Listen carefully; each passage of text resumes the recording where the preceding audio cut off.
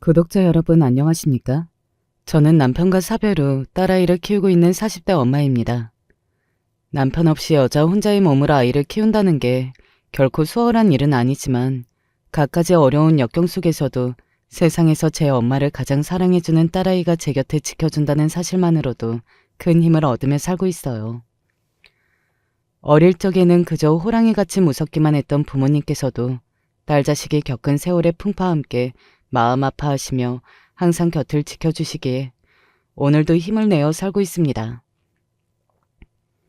지금은 어느 정도 생활의 안정을 되찾고 제 지난 시련을 경험한 마음으로 묵묵히 받아들이며 지내고 있지만 저라고 사람인데 지금에 이르기까지 그 과정이 어찌 순탄할 수만 있었겠습니까?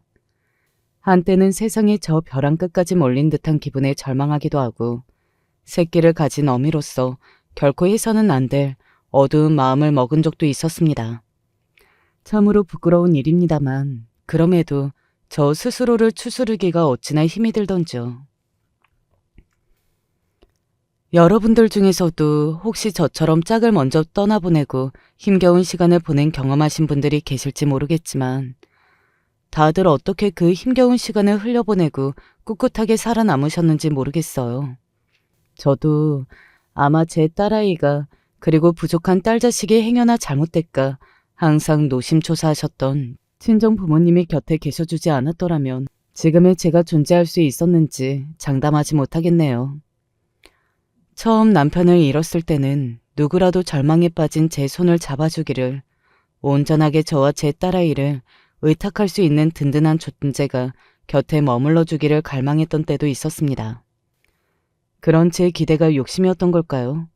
새로운 가족으로서 든든한 울타리가 되어주리라 믿었던 이에 상상조차 하지 못했던 배반에 이전보다도 더 큰 절망의 구렁텅이에서 헤어나오지 못할 것만 같았던 때가 있었습니다.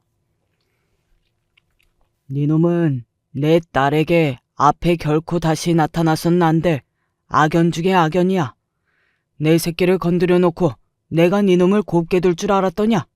내가 감옥에서 썩는 한이 있더라도 니놈 사지를 절단 내놓아야 내 딸 앞에서 고개를 들고 살 수 있지 않겠느냐? 살려주십시오. 제가 정말 죽을 죄를 지었습니다. 제발 목숨만이라도 살려주세요. 그 더러운 입 닥치지 못해? 내 딸 괴롭힐 때는 신이라도 된양 굴었을 놈이 고작 이 정도의 목숨 운운하며 구걸을 해? 불효도 천하에 이런 불효가 있을까요? 남편 먼저 앞세운 딸 자식으로 이미 부모님 가슴에 박을 대못을 다 박은 줄 알았는데 이게 끝이 아니었다니. 그저 제 존재 자체가 너무나도 송구스러워서 부모님 앞에서 고개를 들 수 없던 나날이었습니다. 그럴수록 더욱 당당하게 그 누구에게도 기죽지 않고 주눅들지 않고 사는 것이 최고의 효도였음을 너무 늦게 깨달아버린 저였습니다. 그런 저 때문에 온갖 가슴 찢기는 뼈아픈 경험을 하셨을 저희 친정 부모님을 떠올리면 지금도 송구스러운 마음을 금할 길이 없습니다. 어찌 들으면 그저 운이 없었던 한 여인의 대단할 것 없는 인생 이야기처럼 들리실지 모르겠지만 여러분께서 지나치지 않고 이 부족한 여인의 이야기를 들어주시는 것만으로도 제게는 마음의 큰 위로가 될 거예요. 부디 너른 마음으로 들어주시기를 간곡히 청해봅니다. 저는 가정주부이신 음전하신 친정어머니와 대쪽 같은 성품의 군인 아버지 밑에서 태어났습니다. 지금은 나이가 드셔서 그 기세가 많이 꺾이셨으나 젊을 적에 저희 아버지는 그야말로 상군이 헌신하신 듯한 산의 대장부셨습니다. 저희 아버지 연세를 생각하면 그 나이 어르신치고는 키도 크신 편이었고 항상 훈련을 게을리하지 않으셔서 비골이 장대한 것이 누가 보아도 훌륭한 군인의 표본 같은 분이셨습니다. 이제는 노년에 접어드신 지금도 꾸준히 운동을 게을리하지 않으셔서 건강 상태도 좋으신 편이고 여전히 다부진 몸집을 유지하고 계실 정도로 강건하신 분이시죠. 그런 아버지를 닮아 오빠 역시 뼈대가 강이 난 듬직한 남자로 장성했고 후에 아버지의 뒤를 이어 군인의 길을 걷기도 했습니다. 그런 아버지와 오빠와는 대조적으로 저는 어릴 적부터 잔병치레도 많고 성인 여자 평균 키를 겨우 웃돌 정도로 저희 부모님 조건을 고려하면 체구도 그리 크지 않은 편이었습니다. 어릴 때부터 활동적인 성격이 못 되어서 방구석에서 조용히 책을 읽거나 혼자 시간을 보내는 게 마음이 편할 정도로 외향적이지도 못한 성격이었고요. 엄격하고 다부진 저희 친정아버지가 보시기에 그런 딸 자식이 여간 답답하기도 하셨을 겁니다. 아들인 오빠에게는 항상 예의범절을 강조하며 바른 생활과 마음가짐을 중요하게 설파하는 엄한 아버지이셨죠. 딸인 저에게 역시 예의범절이나 규칙적인 생활을 항상 강조하셨으나 그래도 워낙 약하고 조그만 부러질 것 같은 연약한 여자아이로 보이셨는지 그래도 오빠보다는 제게 유한 편이시라는 걸 어릴 적부터 잘 알고 있었습니다. 엘리트 군인답게 항상 모든 면에서 날카롭게 각이 잡혀 있으신 분이었으나 타고난 무뚝뚝한 성정 안에서도 자식인 저희들에 대한 애정이 크다는 건 역시 알고 있었습니다. 아버지를 어렵게 생각하면서도 어린 시절 세상에서 가장 강인한 존재처럼 보였던 아버지에 대한 동경과 존경심을 가졌던 것도 바로 그런 애정이 바탕이 되었던 게 아니었을까 싶습니다. 상황이 이러하다 보니 오빠나 저나 머리 굵어간다고 부모님께 대들거나 하는 일 따위는 상상조차 할 수 없었습니다. 날이 갈수록 아버지를 닮아 청소년기부터 기골이 장대했던 오빠였으나 그렇다고 하더라도 아버지에 비하면 한참 부족한 수준이었으니 저희 남매는 자의 반 타의 반으로 조용하고 온순하며 타의 모범이 되는 모범생으로 자랄 수밖에 없었죠. 어릴 적부터 유난히 몸이 약해 1년 내내 감기와 몸살을 달고 살다시피 하던 저는 반항을 하려고 해도 그럴 기운도 없었고요. 어릴 적 열이 펄펄 끓는 저를 등에 들쳐업고 불이 나게 관사를 나서 국군 병원으로 바람같이 뛰쳐나가시던 아빠의 너른 등을 지금도 기억합니다. 그러니까 저는 어릴 적부터 저희 부모님의 아픈 손가락이나 다름없었습니다. 성인이 되어 이제는 어릴 때만큼 잦은 감기로 고생하지 않고 나름대로 건강해진 편이었는데도 항상 제가 어디 아픈 곳이 없는지 노심초사하셨던 부모님이셨습니다. 제 딴에는 그런 부모님 속 썩이지 않는다고 얌전히 공부 잘하며 자라왔다 하더라도 부모님께는 참 걱정을 많이 끼친 불효자식이죠. 그런 딸 자식이 20살 어린 나이에 같은 학교의 가난한 법대생과 연애를 시작했으니 가뜩이나 걱정스러운 막내딸로 인한 친정아버지의 근심이 더더욱 쌓여만 갔을 겁니다. 하지만 그때 저는 어린 나이에 처음으로 시작한 첫사랑에 눈이 멀어 있었고 법조인으로서의 원대한 꿈을 키우고 있는 그 사람이 세상 그 누구보다 멋지게 보였습니다. 가난한 집 외아들로 태어나 홀어머니 밑에서 자랐던 그 사람은 자기 모친의 유일한 희망이었고 그런 만큼 자존감이 하늘을 찌르는 사람이었죠. 나름대로 공부도 잘해서 법학과에까지 입학했고 장차 법조인이 되어 사회 최상류층이 될 꿈에 부풀어 있었으니 젊은 패기가 대단했죠. 군대까지 다녀온 복학생으로 저보다 5살이 많았던 그 사람은 처음에 제게 호감 표시 또한 아주 당당하게 했습니다. 그 시절 그 사람한테는 아마 거칠 것이 아무것도 없었을 거예요. 자기가 손만 뻗으면 원하는 건 무엇이든 가질 수 있으리라 생각했겠죠. 그때는 그 사람의 그런 젊은 오만함조차 대단하게 보였습니다. 제게는 처음 만나는 연인이었고 첫사랑이었으니 아무것도 모르는 나이에 순진했던 어린 저에게는 그런 점까지 그 사람의 매력으로 느껴졌어요. 그렇게 시종일관 제 앞에서 당당했던 그 사람이 그나마 저를 조금 어려워하며 조심스럽게 대하기 시작한 것은 바로 저희 아버지를 만난 이후였습니다.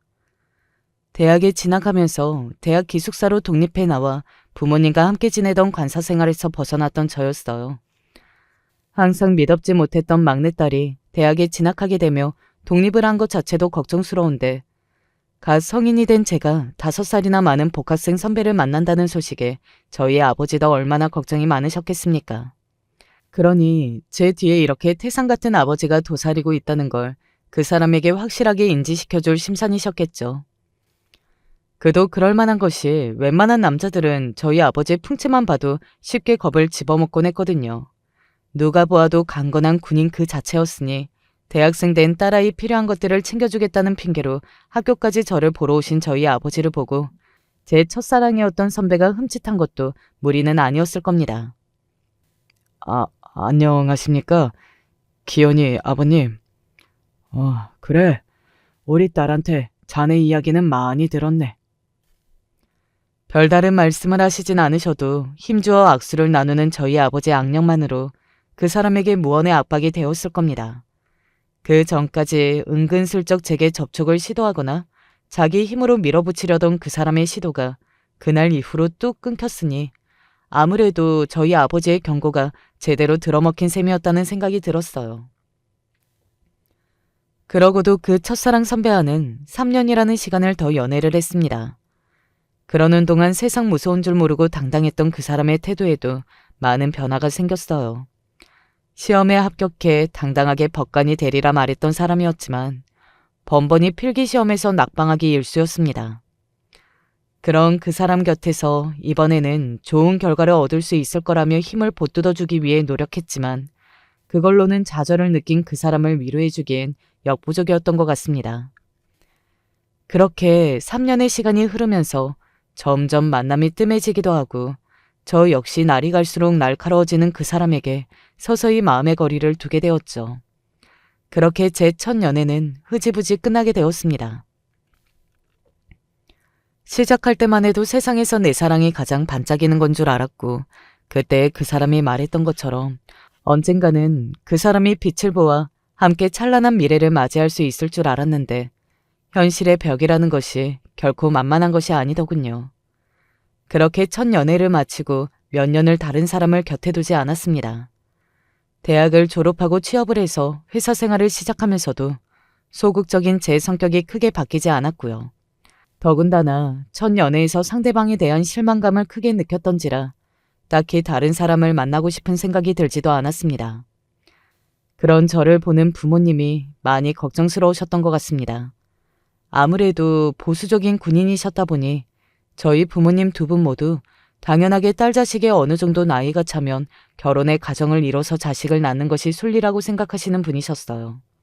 대부분의 부모님들이 그러셨겠지만 특히나 저희 아버지 같은 경우에는 인생의 정도라고 생각하는 길은 반드시 따라야 한다고 믿는 분이셨으니 마음에 차지 않는 제 첫사랑 이후로 딱히 결혼 생각이 없어 보이는 딸 자식이 걱정스러운 만도 하셨을 거예요. 그렇게 20대 후반에 접어들자 아버지께서 제게 넌지시 말씀하셨습니다.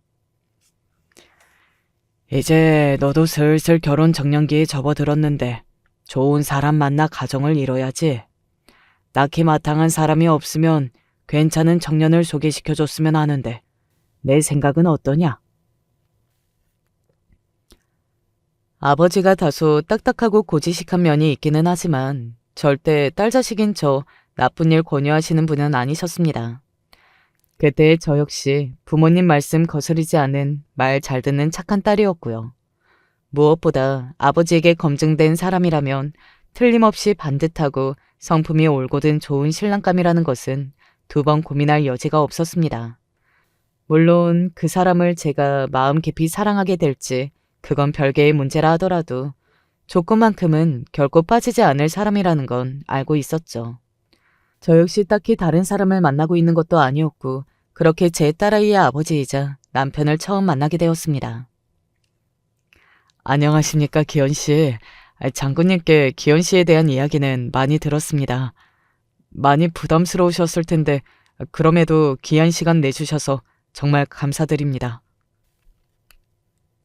남편은 첫 만남에서부터 제게 깍듯하게 예의를 지키는 반듯한 사람이었습니다. 천상 군인인 아버지 눈에 든 부하 군인이었으니 남편 역시 반듯한 군인의 표상이나 다름없었죠. 하지만 그럼에도 항상 눈이 따스했던 사람이었습니다. 다소 무뚝뚝했던 저희 아버지에 비하면 감정 표현을 하는데도 다정한 사람이었고요.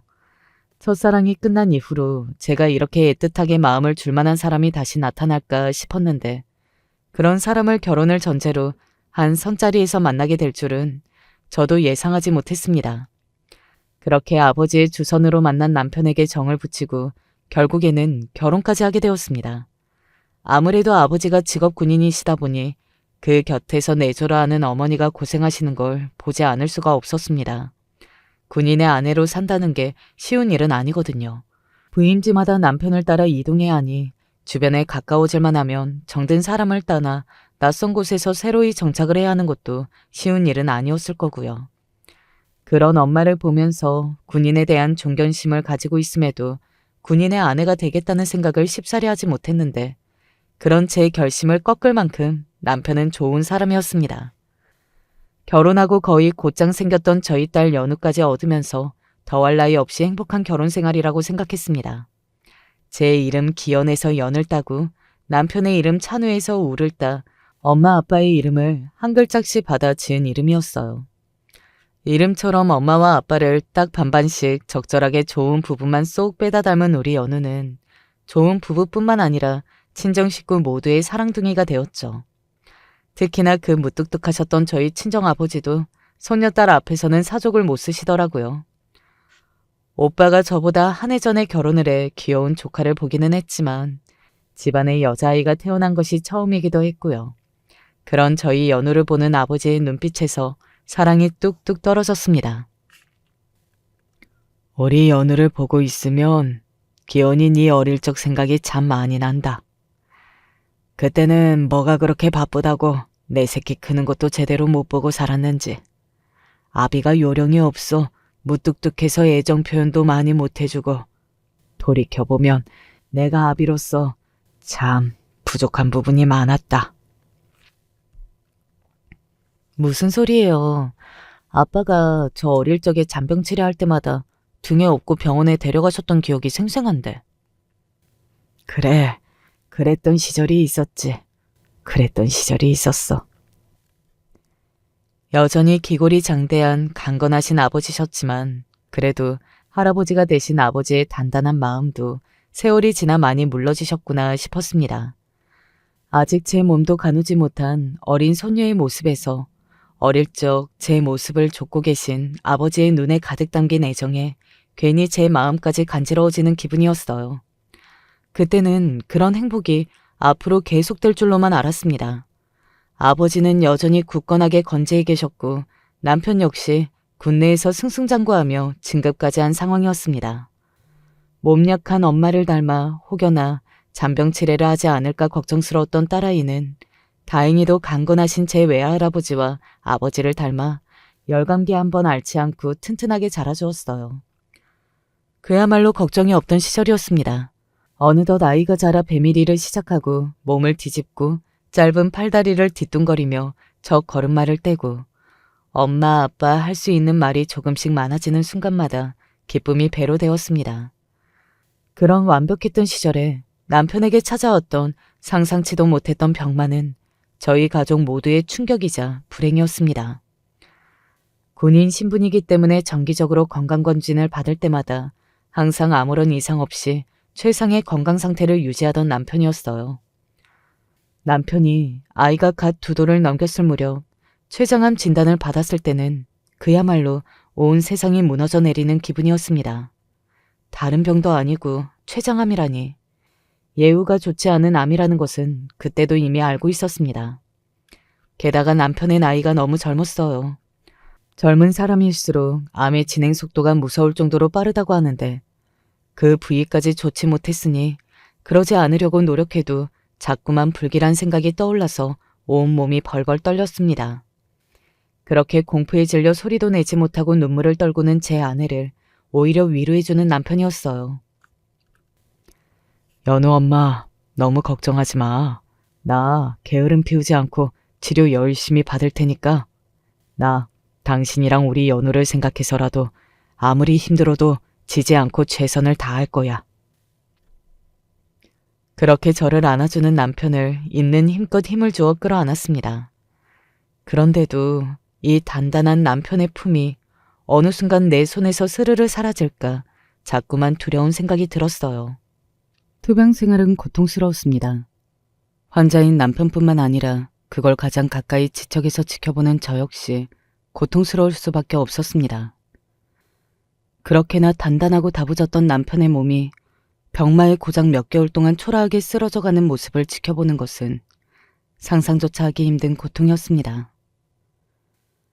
그 와중에도 남편은 정말이지 끝까지 용감하게 최선을 다해 암세포와 싸웠지만 암의 진행 상황이 너무나 빨랐어요. 췌장암을 발견하고 몇 달 안에 사망하는 경우가 흔하다는 것을 들어 알고 있었는데 이를 악물고 치료에 전념해도 상태가 악화되기만 하는 남편을 보면서 저도 남편도 서로에게 남은 시간이 얼마 되지 않는다는 것을 모를 수가 없었습니다. 여보, 연우 엄마, 기현아, 정말 미안해. 당신이랑 우리 연우만 두고 나 먼저 이렇게 무책임하게 가버려서 내가 너무 미안해. 아니야, 여보. 그러지 마. 당신 최선을 다한 거 알아. 나랑 우리 연우 위해서 끝까지 포기하지 않고 용감하게 싸워줘서 정말 고마워. 고마워, 여보. 아내와 아직 너무나 어린 딸 자식을 두고 간다는 죄책감과 슬픔에 눈물을 흘리는 남편을 위로해 줄 말이 고작 그것밖에 없다는 사실이 스스로를 너무나 원망스럽게 만들었습니다. 남편의 눈물을 보는 일은 그때가 처음이었어요. 그 괴로운 항암 치료 중에서도 이를 악물고 버티며 눈물 한 방울 보이지 않던 남편이었는데 그런 남편의 눈물을 보는 제 가슴이 찢겨 나가는 듯 했습니다. 저 사람 역시 스스로의 마지막을 예감했기 때문이었겠죠. 한없이 유약해 보이는 제 아내와 아직 제 몸도 제대로 가누지 못하는 어린 자식을 두고 눈을 감을 생각을 하니 얼마나 그 사람 발길이 떨어지지 않을지를 생각하면 내 남편이 너무 가여워 지금도 눈물이 앞을 가리는 것 같습니다. 결국 췌장암 발병 이후 제 반년을 버티지 못하고 남편은 영원히 돌아오지 못할 길로 저희 모녀를 두고 떠나고 말았습니다.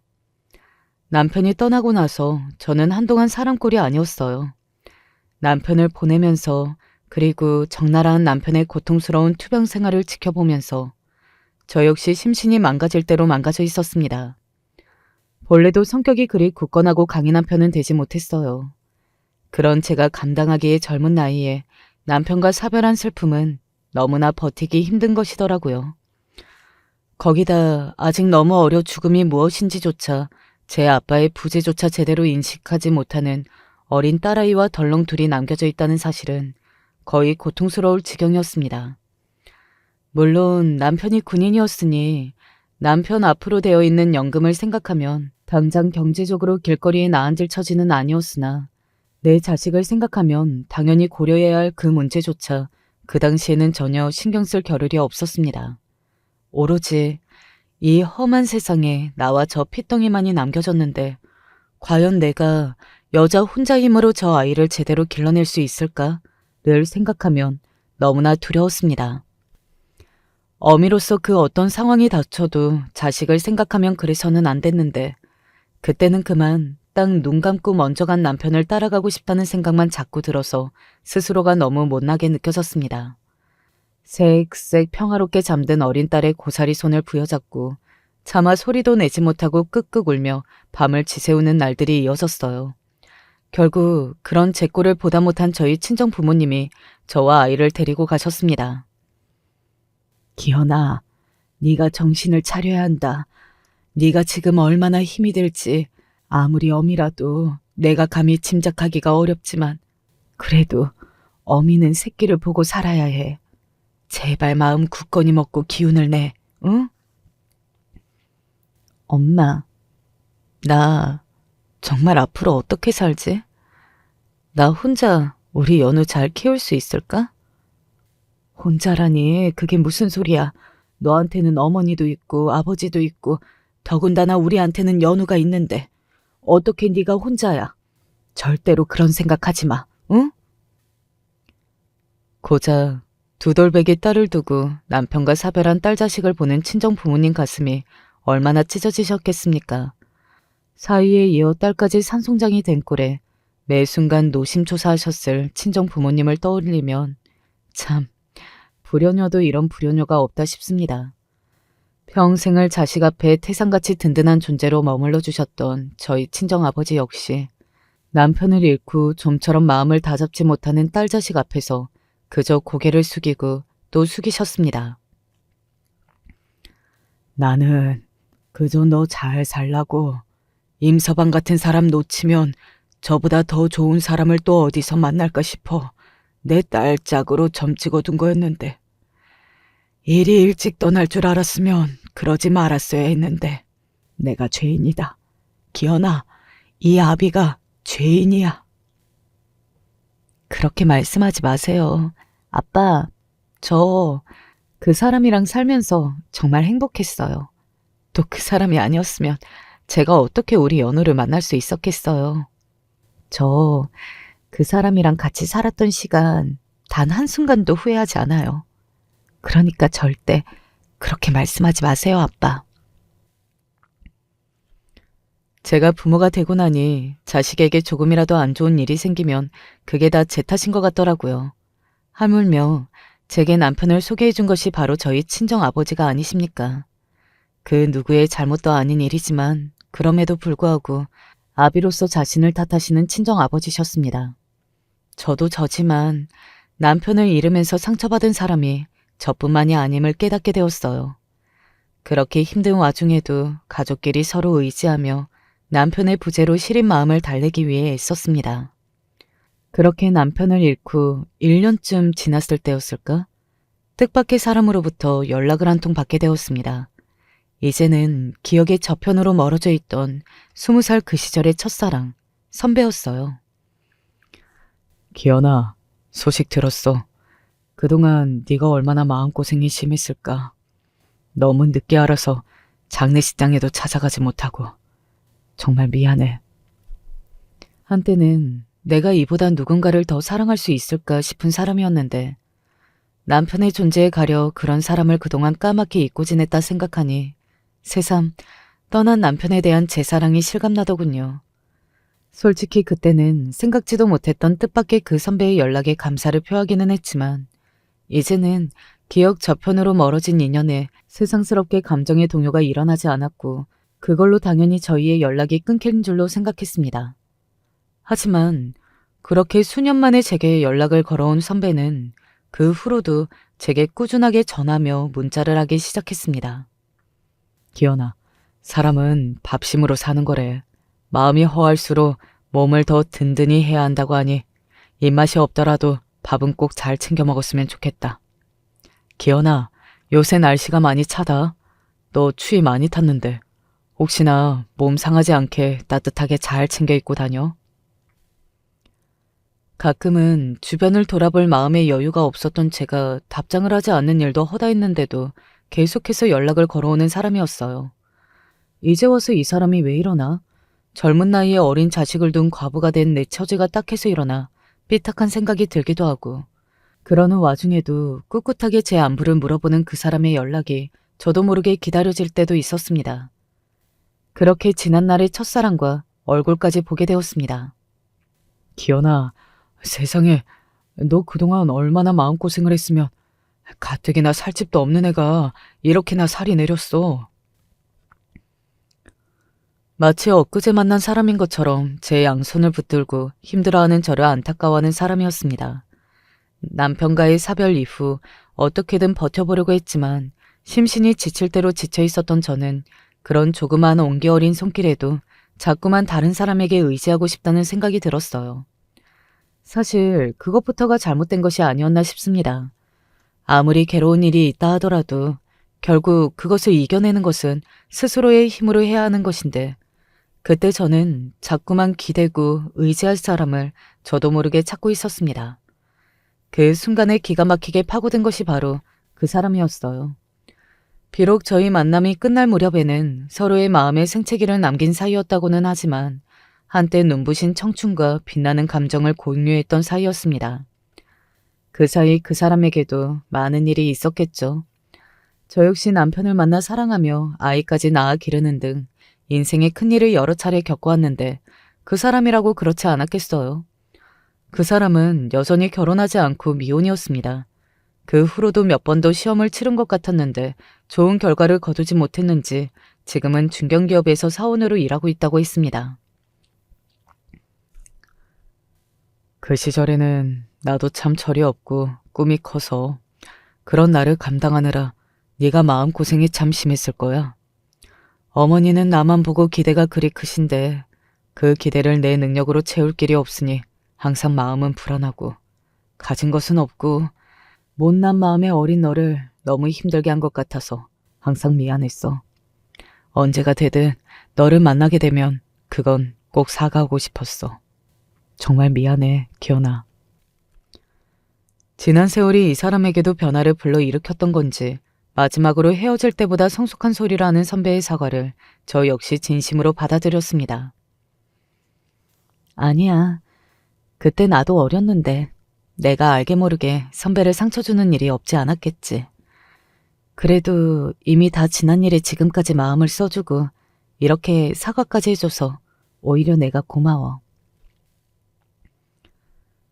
그걸로 지나간 첫사랑이 비로소 아름답게 마무리되었다고 생각했습니다. 하지만 그렇게 만남을 시작한 이후로 제 앞에 등장한 선배는 여자들끼리 사는 집이 위험하다며 저희 모녀집으로 들어가는 길목을 봐주기도 하고 이제는 토박토박 제 힘으로 씩씩하게 걷기 시작한 저희 딸 연우에게 선물을 하나를 안겨주기도 하는 등 끊임없이 저희 모녀 곁을 맴돌기 시작했어요.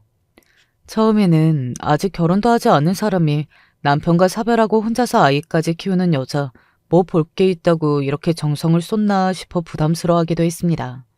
하지만 어느덧 익숙하게 느껴질 정도로 제 곁에 머물러주고 제 아이까지 살뜰하게 챙겨주는 그 선배에게 차츰 의지할 수밖에 없었죠.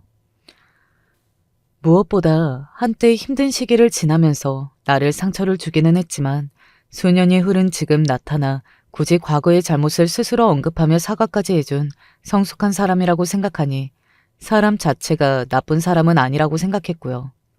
하물며 한때 애정이 오갔던 관계였습니다. 떠난 남편을 생각하면 그래서는 안 된다 생각하면서도 저도 모르게 자꾸만 선배에게 심적으로 의지하게 되더군요. 기현아, 그러지 말고 나랑 살림 합치는 거 어떻게 생각해? 나 너랑 연우 이렇게 둘만 지내는 거 너무 걱정돼서 그냥 두고만 볼 수가 없을 것 같아. 내가 연우 친아버지처럼 될 수는 없겠지만 그래도 조금이나마 그 빈자리를 채울 수 있는 기회를 준다면 너랑 연우한테 정말 최선을 다할게. 나한테 한 번만 기회를 줄 수 있겠어? 기어코 선배로부터 이런 말을 들었을 때는 솔직히 너무 당혹스러웠습니다. 속으로 그 사람이 여전히 제게 감정이 남아있을 수도 있다 기대하지 않은 것은 아니었지만 그럼에도 불구하고 아이까지 딸린 여자와 굳이 힘든 가시밭길을 가려 하는 선배도 걱정스러웠고요. 무엇보다 여전히 제 안에 남편의 자리가 오롯이 자리하고 있었습니다. 그럼에도 자꾸 선배에게 의지하게 되니 저도 제 마음의 갈피를 잡을 수 없어 혼란스러웠어요. 그렇게 한동안 일부러 선배와의 만남을 피하는 와중에도 제게 정성을 쏟는 그 사람이었습니다. 제가 만나주지 않으니 저희 집 현관 문고리에 아이 간식을 사서 걸어놓는 등 꾸준히 저를 찾아오는 사람이었죠. 그 사람 미래를 생각해서라도 거리를 두는 게 맞다고 생각하면서 또 자꾸만 마음이 기우는 것은 어쩔 수 없었습니다. 누구든 남편과 사별한 후 상실감에 허우적거리는 저를 꽉 붙들어 줄 수 있기를 바라던 저였으니 그런 선배의 제안을 수락한 것은 사실상 시간 문제였어요. 결국 저는 선배의 청혼을 받아들였습니다. 제가 지난날에 그 사람을 다시 만난다는 이야기를 처음 했을 때 저희 부모님께서는 반가움보다는 걱정이 더 크셨습니다. 특히 친정아버지께서는 어린 시절 그 사람을 만난 적도 있기 때문에 더욱 우려가 크신 것 같았어요. 기현아, 물론 네가 신중하게 생각했겠지만 그래도 다시 한번 고려해 볼 수 없겠니? 연우까지 데리고 하는 결혼인데 결코 쉽지 않을 거야. 알아요, 아빠. 그래서 저도 밀어내려고 해봤는데 아무리 생각해도 저나 연우한테 저만한 사람이 또 있을까 싶어요. 이제 와서 새로운 사람을 만날 용기도 없고 그 사람과는 어느 정도 알 만큼 알 사이니 서로 보듬어가면서 살면 그래도 의지가 될 수 있지 않을까 싶어요. 연우 아빠를 먼저 떠나보내고 얼마나 힘든 시간을 보냈는지 모르지 않는 친정 부모님이셨기에 더는 저를 말리지 못하셨습니다. 그렇게 저는 첫사랑 선배와 살림을 합치게 되었어요. 연우 아빠 떠나고 나서 고작 2해 만의 일이었으니 그 사람에게 미안해서 차마 결혼식을 치를 엄두도 내지 못했습니다. 그래도 선배 입장에서는 초혼인데 결혼식도 없이 혼인신고만 알고 살자는 제 말에도 그저 환하게 미소 짓는 사람이었어요. 그럴수록 그 사람에게 더욱 미안한 마음이 들었습니다. 아니야, 나 그런 거 아무 상관없어. 너랑 연우랑 같이 살려고 집도 열심히 꾸며놨는데 아마 부족한 부분이 많을 거야. 부족한 것들은 같이 살면서 함께 채워가며 그렇게 지내자. 고마워요, 선배. 그리고 정말 미안해. 나같이 부족한 사람 받아줘서. 우리 연우 사랑으로 감싸줘서 정말 고마워요. 그 사람에게 미안한 부분이 많았던 만큼 살면서 은혜 갚는 마음으로 정말 잘해야지 다짐하고 또 다짐했습니다. 이제는 5살이 되어 제법 쫑알쫑알 똑부러지게 말하기 시작한 딸아이 역시 선배를 친근하게 따르며 잘 지내고 있었기에 비록 서로 피가 섞이지는 않았다 하더라도 세 식구가 정말 정 나누며 잘 살 수 있을 거라 그때는 그렇게 믿었습니다. 선배의 직장이 저와 연우 둘이서 머무르던 집에서 거리가 꽤 있었기에 근처로 거처로 옮기게 되었습니다. 자연히 퇴직 이후 저희 모녀 근처에서 성심을 다해 돌봐주시던 친정 부모님과도 다소 떨어지게 되었습니다. 낯선 곳에서 새로운 사람과 새 인생을 시작하는 제 마음에 약간의 두려움과 기대감이 공존했습니다. 그런 제 새로운 생활에 대한 기대감이 무참히 깨지고 만 것은 결혼하고 보름도 되지 않았을 때였습니다. 살림을 합치고 고작 선배와 혼인신고를 하지는 않았기에 처음 2주 동안은 예전과 다름없이 저나 우리 연우에게 다정한 선배였어요. 그러던 선배의 태도가 돌변한 것은 저희가 살림을 합친 지 딱 보름이 되었을 때 혼인신고를 마치고 난 직후였습니다. 시험에도 못 붙었다면서 3년이나 만난 날 그렇게 헌신짝 버리듯 버리고 네 아비가 소개시켜준 조건 좋은 남자한테 홀랑 시집을 가더니 아주 꼴 좋구나.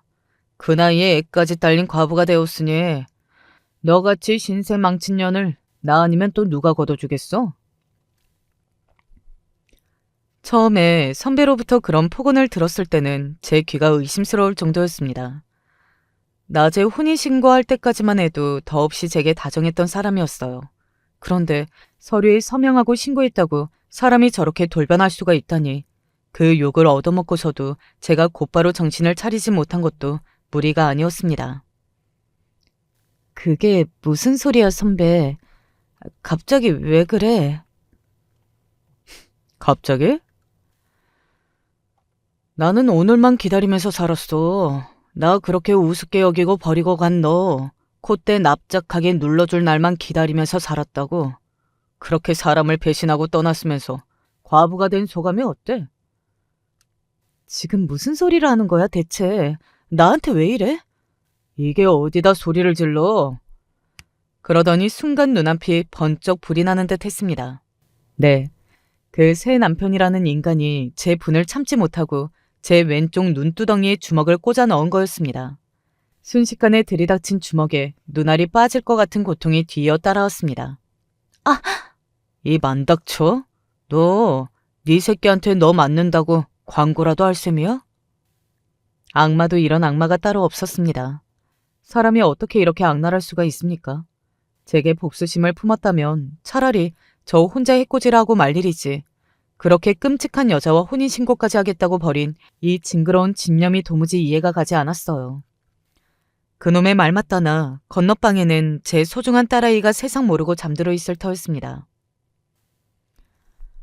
제 딸이 엄마가 새아빠로부터 이런 수모를 겪고 있다는 걸 알아채는 것도 두려웠지만 혹여나 저 이해할 수 없는 분노가 제가 아닌 제 딸에게 향할까 그것이 더욱 공포스러웠어요. 저 미친 인간에게서 당장에 벗어나고 싶은 생각이 가득했지만 볼모로 잡혀있는 내 딸을 생각하면 함부로 행동할 수가 없었습니다. 놈도 그걸 노리고 굳이 저와 혼인신고까지 하며 저뿐만 아니라 아이까지 제 집으로 데려온 거였겠죠. 그야말로 한순간에 그놈의 먹잇감으로 전락한 저였습니다. 흥분해서 제 얼굴에 주먹을 꽂아놓고 아차 싶었던지 그 후로는 옷에 가려 겉으로 보이지 않는 부분만 골라서 두들겨 패기 시작한 놈이었습니다. 태어나서 한 번도 폭력을 경험해 본 적 없는 저로서는 감당하기 힘든 고통이었어요. 하지만 물리적인 고통보다도 자격지심과 악의로 똘똘 뭉쳐 저를 한 사람의 인간으로조차 취급하지 않는 저 악기 같은 인간으로부터 느끼는 모멸감이 저를 더욱 괴롭게 만들었습니다. 그 와중에도 행여나 제 몸에 가해지는 이 둔탁한 폭력의 소리를 제 아이가 들을까 싶어 어금니를 꽉 깨물고 그 모멸적인 순간을 감내해야 했습니다.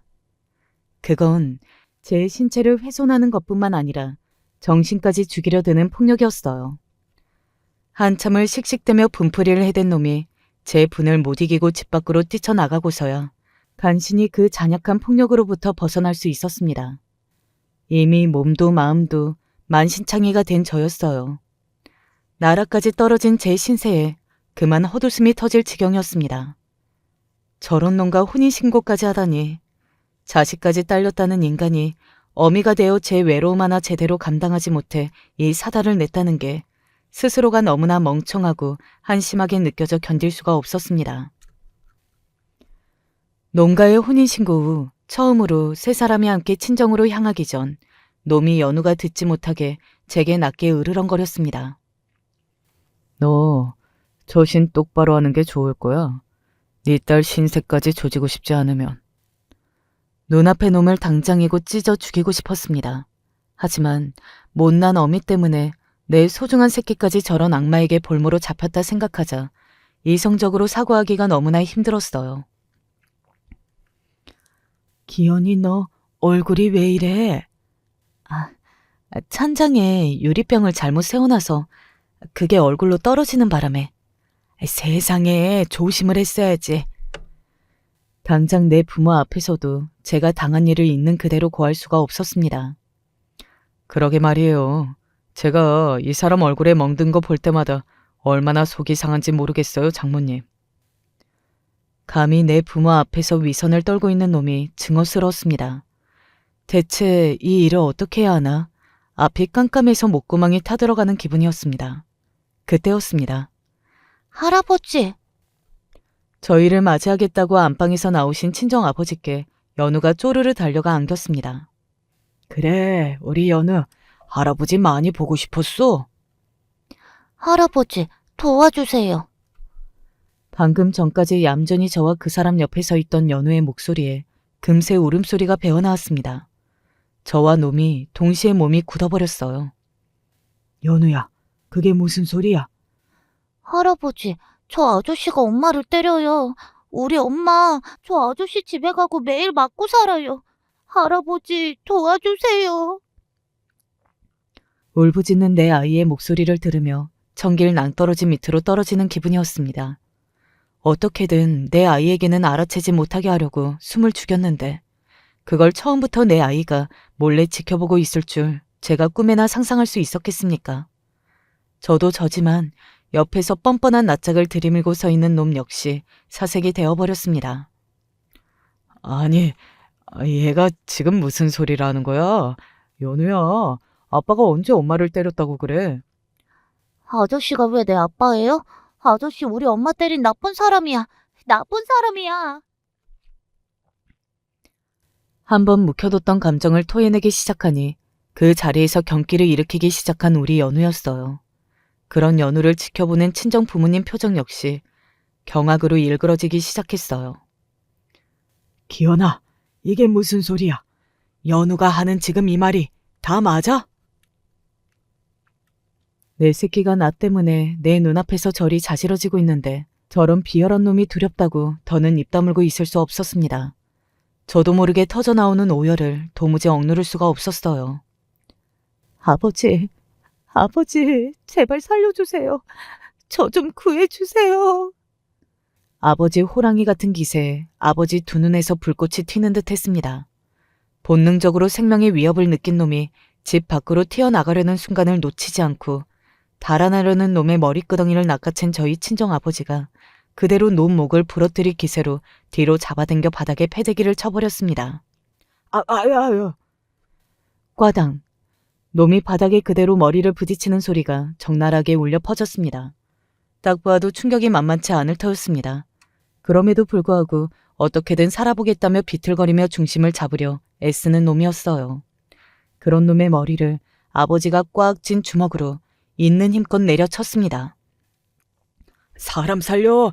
사람 살려! 감히 내 딸 얼굴을 저 지경으로 만들어 놓고 네 놈은 살려달라는 소리를 해? 네 놈은 오늘 이 집에서 살아서는 못 나간다. 내가 네 놈을 죽여버리고야 말겠어. 저희 아버지가 지금은 퇴직을 하셨다 하더라도 무려 포스타 장군 출신입니다. 타고나길 뛰어난 풍채와 체술, 그리고 확고한 군인 정신으로 이뤄낸 성과였습니다. 아무리 놈보다 나이가 곱절인 노인이 되셨다고는 하나 놈 주제에 감히 상대할 수 있는 사람이 아니었어요. 친정 아버지가 정말로 놈을 죽이겠다고 작정하시면 물리적으로 그러지 못할 이유가 하나도 없었습니다. 내게 그리 비열하게 짓거리던 놈이 한순간에 목숨까지 위협받는 신세가 되었다는 것이 순간 통쾌했으나 그것도 잠깐, 저러다가 정말로 친정 아버지가 놈을 때려 죽일 수도 있다는 생각이 들었습니다. 아무리 놈을 때려 죽이고 싶다는 생각을 했다 하더라도 그런 일은 결코 일어나서는 안 되었어요. 저희 아버지는 평생을 투철한 군인 정신으로서의 사명감과 자부심 하나로 살아오신 분이셨습니다. 퇴역을 하실 때도 그런 아버지의 공로를 인정받아 훈장까지 수여받으셨던 분인데 이 못난 딸 자식 때문에 그런 아버지의 인생을 불명예로 얼룩지게 만들 수는 없었습니다. 저런 놈이야 죽어 나빠지든 알 바 아니었지만 저런 놈 때문에 제 아버지의 인생을 나락으로 떨어지게 할 수는 없었어요. 그래서 분노로 그만 이성이 나가버리신 아버지를 온몸으로 감싸 안으며 막아섰습니다. 아빠, 그러지 마세요. 기현아, 비켜라. 나 저놈 살려서는 못 보낸다. 살려주십시오. 제발 살려주십시오. 저런 놈 때문에 아빠 잘못되시기라도 하면 앞으로 저 어떻게 살라고요. 저놈은 제가 무슨 수가 있어도 두 번 다시 제 앞에 못 나타나도록 매장을 시켜버릴 테니까 아버지 제발 정신 좀 차리세요. 그렇게 눈물로 막아서는 저를 보고 아버지가 간신히 주먹을 떨구셨습니다. 내 새끼, 내 딸, 아비가 끝까지 저런 놈으로부터 막아줘야 했는데 내 새끼를 지켜줘야 했는데. 아빠, 기현아, 내 새끼 기현아. 대단한 위력의 아버지의 주먹에 머리를 제대로 얻어맞고 내진탕이라도 왔는지 그렇게 저희 친정 식구끼리 얼싸안으며 오열하는 동안에도 비틀거리며 입구도 찾지 못하는 놈이었습니다. 내 딸이 볼모로 잡힌 상황에서 간신히 참았던 것뿐 세상 누구보다 강한 저희 친정 아버지가 제 곁을 지키고 있는데 저 야비한 놈 따위 더는 두려움의 대상이 될 수 없었습니다. 여전히 해롱거리는 놈의 멱살을 있는 그대로 틀어지고는 으르렁거리며 위협했습니다. 너 한마디라도 우리 아빠한테 해댈 만한 말 짓거렸다가는 내가 지구 끝까지 쫓아가서 네 놈 찢어 죽이고야 말 거야. 나도 모자라서 내 새끼까지 건드리려고 한 내 놈 내가 가만히 둘 것 같아? 입 찢어 죽여도 씹어먹어도 시원치 않을 놈. 네 놈이 감히 내 딸을, 내 손녀를 건드리고도 무사할 수 있을 것 같아? 내가 4년 군인 생활하면서 리태동 군인만 몇이었을 것 같아. 그중에 사회 나가서 힘쓰는 놈이 몇 놈이나 될 것 같아. 네 놈은 이제부터 죽을 때까지 내 감시를 벗어날 수 없을 거다. 언제 어느 때가 되더라도 내 밑에서 일하는 놈들 중 어느 누가 네 놈에게 해코지를 할지 평생 불안에 떨면서 살아봐. 사는 게 죽느니만도 못한 게 어떤 건지 평생을 두려움 속에 벌벌 떨면서 살게 해줄 테니 아주 기대하는 게 좋을 게다. 아버지의 그 말이 결코 허언이 아님을 저는 알 수 있었습니다. 못난 딸 자식 때문에 평생을 고고하게 지켜오신 군인으로서의 자부심까지 저버리게 만들었다는 생각에 괴로우면서도 그렇게까지 하면서 저와 손녀를 지키기 위해 필사적으로 마음을 다잡는 친정 아버지를 보며 차마 갚을 수 없는 은혜와 사랑에 그제야 안심이 되어 다리에 힘이 스르르 풀릴 지경이었습니다. 그렇게 저는 악마 같은 놈으로부터 가까스로 벗어날 수 있게 되었습니다. 당연히 심각한 수준의 가정폭력으로 놈을 유책 배우자로 이혼할 수 있었습니다. 신변의 위협이라도 느꼈는지 차마 반박도 하지 못하는 놈을 보며 겨우 저런 놈에게 당했다는 게 어처구니가 없었습니다. 보통 사고방식으로는 이해할 수 없는 행동이었다고 보니 정신감정 의뢰로 놈이 사회 부적응자임을 확인받을 수 있었고 저와 제 딸에 대한 접근 금지 처분까지 받아내게 되었어요. 악몽 같은 시간이 지났지만 그렇다고 해서 그날의 상흔이 곧바로 사라지는 것은 아니었습니다. 무엇보다 제 엄마가 무자비한 폭력에 노출된 것을 목격한 제 딸아이의 상태가 걱정이었습니다. 그렇게 저와 제 아이가 함께 정신과 치료를 받기 시작했어요. 저 역시 폭행으로 인해 받기 시작한 치료였지만 남편과 사별 이후 문제가 있었던 부분이 더 컸다고 생각했기에 치료를 위해 노력했습니다. 애초에 내 심신이 이리 유약하지 않았더라면 저런 놈의 먹잇감이 되었을까 싶어 앞으로 정신 똑바로 차리고 우리 딸을 키워내려면 나부터 제대로 마음의 상처를 고쳐야겠다 다짐했습니다. 그것도 언 10여 년이 지난 일이네요. 꾸준히 치료 끝에 저나 제 아이나 이제는 지난날의 상처를 받아들이고 보다 단단해져 하루하루를 씩씩하게 살아가고 있습니다. 그 세월 동안 제게 입에 담을 수 없을 폭력을 행했던 그 끔찍한 인간은 그야말로 폐인이 되었습니다. 사방에서 자기를 감시하고 있다며 정신 착란 증세까지 보여 일찌감치 회사에서 해고당한 것은 물론 폐쇄병동에 강제 입원을 당했다는 소식은 후에야 듣게 되었습니다. 그게 정말로 저희 아버지의 입김이 들어간 일인지는 모릅니다. 하지만 정말로 그렇다고 한들 동정심 같은 건 한 톨도 생기지 않네요. 사람의 약한 부분을 건드려 기만하고 저와 제 아이에게 쓰레기 같은 짓거리를 벌였는데 그 정도의 대가도 치르지 않는다면 그게 더 불공평한 일이 아닐까요? 여러분, 정말로 제가 너무 잔인하게 생각하는 걸까요? 이제 그놈의 인생 따위야 어떻게 흘러가든 저희가 알 바는 아닙니다. 저는 그런 일을 겪고서야 타인에게 도움은 받을지언정 아픔을 딛고 일어서는 일은 스스로 해야 한다는 당연한 진리를 사무치게 깨닫게 되었고 조금은 강해진 엄마로서 잘 지내고 있어요. 그렇게 저희 가정은 저와 저희 딸 그리고 저희 친정 부모님만으로도 완전하다고 생각합니다. 기나긴 제 이야기는 이렇게 맺도록 하겠습니다. 부디 저희 가족을 응원해 주신다면 제게 큰 힘이 될 거예요. 마지막까지 함께 해주신 여러분들 정말로 감사드립니다. 저는 좀 편하게 살고 싶은데 왜 제 주변은 저를 그렇게 안 놔두는 건지 모르겠어요. 어디서부터 잘못된 건지 모르겠지만 이제 좀 살만해졌더니 다시 제 인생을 헷갈리게 하는 상황이 나타났어요. 그게 누구냐면 바로 저희 시어머니 얘기예요. 일반 평범한 고부 갈등이 차라리 나을지도 모르겠다는 생각이 들 정도예요. 사이는 나쁘지 않고 잘 지내는 편이지만 보통분이 아니셔서 저를 다른 부분으로 힘들게 하시거든요. 저희 집은 평범한 편이고 시댁은 약간 굴곡이 있었던 것 같지만 시어머니가 나름 돈 관련해서 좀 밝으신 편이셨어요. 제가 결혼할 무렵에도 남편이 집을 꽤 괜찮은 것으로 해왔고 당시에 어머니가 재산을 많이 불리셨다고 들었는데요. 결혼 전 시댁을 방문했었을 때에는 아버님이 수완이 좋으신 걸 알 정도였어요. 그렇다고 해서 저희 집이 기우는 편이 아니었고 좋은 집 대비 혼수도 나름 알차게 해갔고요. 결혼해서 살다 보니 이런저런 이야기들을 듣게 되었는데 어머니가 재테크를 그렇게 잘하신다고 하더라고요.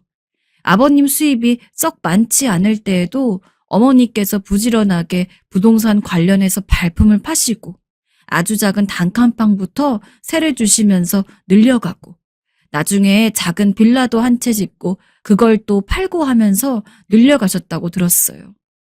확실히 대단하다는 생각이 들긴 했지만 저는 부동산이니 투자 쪽이니 잘 모르는 편이라서 그렇게 막 귀에 들어오진 않았어요. 저희 친정 쪽은 일체 빚이나 투자 쪽을 좋아하지 않는 분들이었고 그저 근면 성실하게 한쪽만 파면서 열심히 살아오신 분들이긴 했는데요. 그런 문화 안에서 살았기 때문에 아마 더 그럴지도 모르겠어요. 그래서인지 시댁처럼 건물이 있는 것도 아니고 그냥 무난한 중산층 정도로만 살아가고 있었거든요. 그런데 남동생 한 명이 취업이 안 되는 상태로 있었기 때문에 집에선 여간 걱정이 아니었어요. 막내 아들이라 그런지 무척 귀여움을 받고 컸고 그래서인지 조금만 뭐가 안 돼도 금방 집에 눌러 앉아서 다른 일 하겠다며 그만둬 버리는 타입이었고요.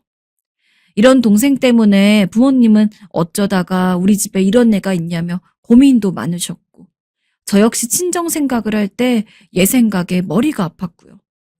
가끔 남편이랑도 이야기하고 어머니가 집에 오셔서 같이 과일 먹고 할 때 지나가듯 말한 적이 있었어요. 그런데 어느 날 어머니께서 제 동생 이야기를 하시더라고요. 예, 희진아, 사돈 총각 아직도 일이 없니? 네, 어머니. 걔 때문에 아주 그냥 너무 속상해요. 한숨을 푹푹 쉬면서 말하고 있는데 갑자기 어머니가 눈을 반짝이며 말씀을 하시더라고요. 순간 저도 귀가 반짝 뜨였고요. 사돈 총각 계속 집에 있으면 힘들 텐데 돈벌이 없는 것도 오래됐다고 하지 않았어? 네, 엄마 아빠가 걱정이 많으세요. 그대로 계속 있으니 젊은 날에 자기도 얼마나 위축되겠어. 그러지 말고 뭐 좀 알아보고 제대로 돈 넣을 구석을 마련해 보라고 해. 그게 말이 쉽지 싶어서 그냥 가만히 있었는데 어머니가 갑자기 제안을 하시더군요. 요 근래 내가 모임에서 만난 분이 있는데 그분 요즘 흐름이 아주 괜찮더라고. 그 또래 젊은 친구들도 조금 갖고 있는 자본들 투자해서 직장 다니는 거 못지않게 늘렸나 봐. 사돈 총각도 혹시 모아놓은 돈이 있으면 그런 식으로 해서 한쪽으로는 투자하고 한쪽으로는 자기 살 길 열심히 알아보라고 해. 요즘 같은 때에 직장도 중요하지만 하나만 너무 붙잡고 있어도 답이 없어. 듣다 보니 다 맞는 말이긴 하더라고요. 이 무렵쯤 집에서 밥만 축낸답시고 동생과 부모님과의 관계도 상당히 악화되어 있었고 저도 그런 말을 자꾸 엄마로부터 건네듣다 보니 어머니로부터 들은 말을 전하게 되었어요. 그런데 엄마는 버럭 화부터 내시더라고요. 희진이 너 투자가 쉬운 줄 알아? 그런 거 함부로 하는 거 아니야. 더군다나 가족끼리는. 에휴, 그건 그렇지. 근데 엄마도 우리 어머니 수완 좋으신 거 알잖아. 사돈 총각인데 괜히 이런 거 추천해 주겠어? 며느리네 가족인데 말이야. 거의 저는 마음이 어머니 쪽으로 70% 기울어져 있었고 엄마도 며칠을 고민해 보더니 제가 한 번 더 이야기를 꺼냈을 때에는 아주 조금 마음을 여시더라고요. 동생이 일도 안 하면서 독립할 생각도 없어 보이니 더 속이 터지시는 모양이었어요. 차라리 전세방 하나 얻어줄 돈으로 뭐라도 해서 불릴 수만 있다면 장가 갈 때까지는 데리고 있겠다고 하시더군요. 이런 이야기가 점점 나오다 보니 결국 동생도 같이 듣게 되었고 은근 동의하는 눈치더라고요. 이래저래 저희 친정 쪽에서도 관심을 보이시긴 했는데 아빠가 이 부분에 아주 칼같이 반대하는 성격이라서 결국 이야기를 꺼내지 못했어요. 아빠는 늘 저희에게도 제가 돈을 벌 땐 특히 더 투자로 돈 버는 거는 무리한 방법이고 절대 쉬운 게 아니야. 위험 부담이 있다고. 그러니 넌 절대 어디 투자하지 말아라. 하시곤 했거든요. 나중에 동생을 불러서 어머니를 모시고 나란히 이야기를 나눠보니 투자 쪽 흐름이 좋다고 하셨던 분이 바로 유명 중견 배우시더라고요. TV 활동을 하진 않지만 누구나 얼굴만 보면 아, 저 사람 하고 떠올릴 만한 분이었고요.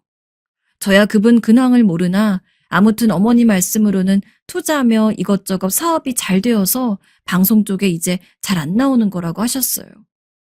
남편도 들어보더니 본인도 하고 싶다며 우리 집 여윳돈이 얼마냐고 하더라고요. 그래서 저까지 고민을 조금 하다가 일단 제법 만기를 짧게 하고 금액을 크게 넣어두었던 적금을 해지하게 되었어요.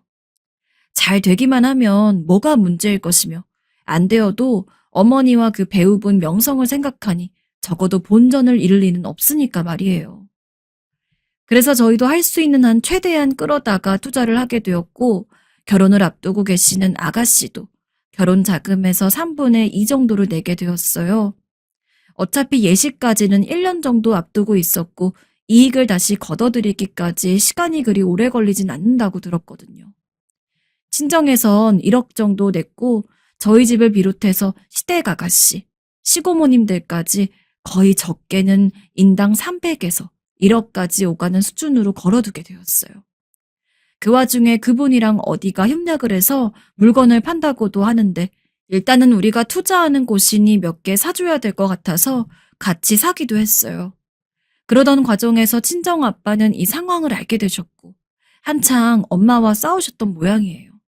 급기야 저도 호출당하게 되었고요.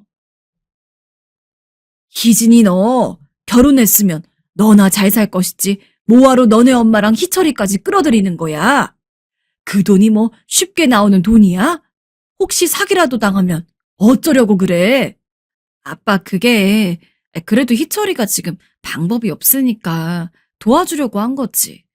그리고 우리 어머니가 연결해 주신 거라 사기당할 위험도 없어. 걱정 안 해도 돼. 아휴, 내가 못 산다, 못 살아. 그런 거 함부로 하는 거 아니라고 그리 말렸거늘. 어쩜 자식이 돼서 부모 말을 이토록 안 들을 수 있는 게야? 워낙 고지식하신 저희 아버지시긴 했지만 이렇게 화를 내실 거라는 것을 예상 못한 것도 아니었기에 어찌되었건 저희 남편까지 출동해서 온 가족이 아빠를 잘 달래드리면서 상황을 넘기게 되었어요. 그리고 그렇게 그럭저럭 상황이 무마되고 다들 저마다 그 사업이 가는 방향들을 보면서 각자 묻어놓은 돈에 얼마나 이익을 볼 것인지 지켜보고 있었어요. 거의 양가 가족 돈을 합쳐서 10억 정도가 들어간 상태였으니 다들 주시할 수밖에 없었거든요. 가끔 어머니와 통화하면서 돌아가는 상황들을 듣곤 했는데 어머니 역시 각자 투자한 사람들의 연락이 많은지 무척 바쁘셨어요. 돈 버는 게 진짜 쉬운 게 아니고 불리는 건 더 어렵겠지 싶어서 한동안은 신경을 안 쓰려고 했어요. 그런데 그날따라 갑자기 아빠가 집으로 찾아오셨고 이걸 시작으로 해서 온 집안은 난리가 나게 되었어요. 희진아, 못 참겠다. 돈 그냥 달라고 말씀드려라. 아빠는 1억이 넘는 돈을 남한테 주고 무한정 기다려야 한다는 게 보통 불안한 게 아니셨는지 오셔서 저한테 무작정 화를 내시더군요. 남편도 쫓아나오게 되고 호통을 치시면서 내놓으라고 하시니 정말 어쩔 도리가 없었어요. 이렇게 시끄러워질 거 애초에 친정 쪽에는 결국 아빠 귀에 들어갈 텐데 투자받지 말 걸 그랬나 싶더라고요. 아빠는 정말 다 뒤집으실 기세로 당장 우리 가족이 낸 돈만 달라고 하도 난리셔서 어쩔 수 없이 어머니께 연락을 드렸어요. 그런데 전 정말 이때 일만 생각하면 트라우마로 남아서 자다가도 깨서 소리를 지를 때가 있습니다. 2번 다시 경험 안 하고 싶은 아주 끔찍한 상황이었거든요. 저기 희진아, 그게 나도 이게 무슨 일인지 모르겠다. 어떡하냐. 그렇게 당당하시고 강단 있으시던 어머니의 목소리가 왜 이렇게 흐물흐물하고 힘이 다 빠지신 건지 갑자기 불안감이 미친 듯이 솟아오르더군요. 어머니, 무슨 말씀이세요? 뭔 일 있으신 거예요? 큰일 났다. 난 이제 죽게 생겼어. 집에서 고성을 지르시는 아빠를 뒤로하고 저와 남편은 정신없이 어머니 댁으로 뛰어갔고 얼마 안 있어 온 식구들이 다 몰려오게 되었어요. 그런데 시댁문을 아무리 두드리고 난리를 쳐도 문이 열리지 않는 것이었어요. 이후에 아버님이 들어오시면서 대체 이게 무슨 일이냔 표정으로 모두를 쳐다보시더라고요. 저부터 시작해서 아가씨, 시고모님과 시고모부님 등 다 얼굴이 벌개지고 악에 받쳐 있었어요. 빨리 어머니를 만나서 설명을 들어야 하는데 집에 안 계신 것 같으니 보통 불안한 게 아니었거든요. 차라리 집에서 주무시고 계시는 것이길 머릿속으로 생각할 때 이게 말이 안 된다는 것을 알면서도 바라게 되더군요. 현관문을 열고 모두들 집 안으로 뛰어 들어가는데 아무리 안쪽을 둘러봐도 어머니는 안 보였어요. 거실이며 안방, 화장실 다 열어보면서 다들 점점 불안이, 분노로 바뀌어서 소리를 내지르기 시작하더군요. 아니, 올케는 어디 간 거야 대체? 뭐야, 엄마 왜 연락이 안 돼? 이렇게 정신없는 사이에 전 앞이 어질어질했고 잠깐 싱크대 쪽에 걸쳐 서려는 찰나 거기 놓인 하얀 쪽지가 보였어요.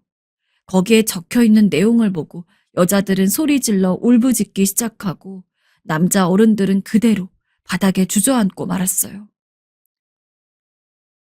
미안해요. 제가 다시 꼭 찾아올게요. 사기는 절대 아니에요. 대체 사기가 아니라면 어머니가 이렇게 종적을 감추고 이런 쪽지만 남겨두고 갈 일이 뭐라는 건가요? 다들 여윳돈만 투자했다고 해도 노발대발할 판에 어머니만 믿고 억지로 끌어온 돈도 있는 사람들이 대부분이었어요.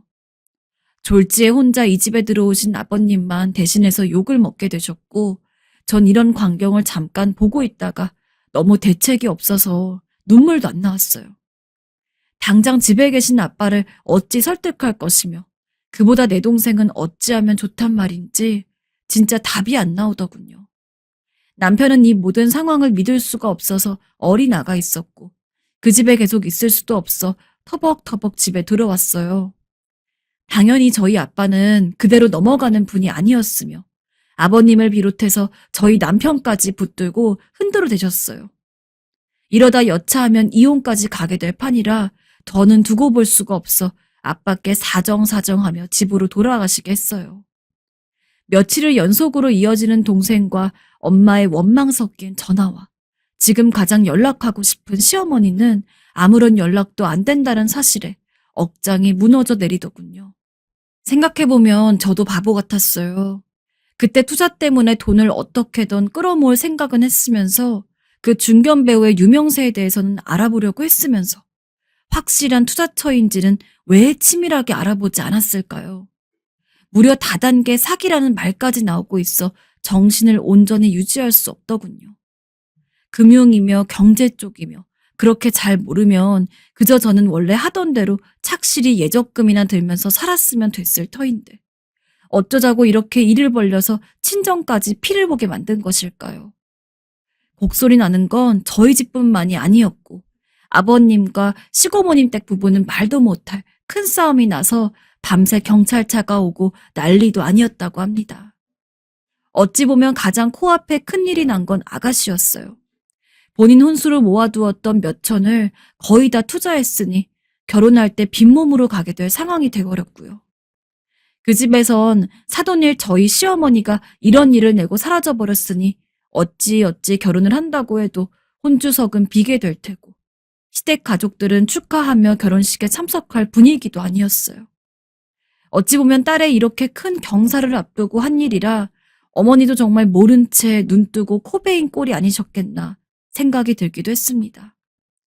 그러나 전 그 당시에 어머니라도 원망하지 않으면 밤새 속이 아파서 잠을 못 잘 정도였어요. 매일같이 친정 식구는 저한테 비난의 전화를 해대고 남편한테도 욕을 해대니 견딜 수가 없었거든요. 남편은 그 사이 연락 안 되고 잠적해버린 자기 엄마가 어디서 밥이나 먹고 있는지 안쓰럽다고 했다가 저한테 불벼락을 맞을 뻔했고요. 일단 전 이런 상황에 접어들고 나니 시댁 출입은 물론이며 친정과는 거의 연락을 끊다시피 살게 되었어요. 대체 제가 무슨 염치가 있어 엄마며 아빠며 동생들과 연락을 할 수 있겠어요. 큰딸 시집 보내놓고 정년도 얼마 안 남으신 아빠께 1억이란 돈은 정말 큰 돈이었을 텐데 제 말에 넘어가 그걸 날려버린 셈이었으니까요. 반면 그나마 불행 중 다행이었던 것은 알아 누우신 아빠 때문에 그렇게 놀고 먹던 막내 남동생이 결국 취업을 했다는 것이었어요. 한 달여간은 저한테 온갖 비난이 담긴 문자들을 보내더니 누나도 코가 석자라는 걸 알아서 그런지 결국 본인이 일선에 뛰어들더군요. 저희도 있는 돈 없는 돈 땡겨서 한 것이기 때문에 당장 우리 집 재정도 말이 아니었어요. 태어난 지 얼마 안 된 딸을 어린이집에 맡기고 바로 일선으로 나가게 되었습니다.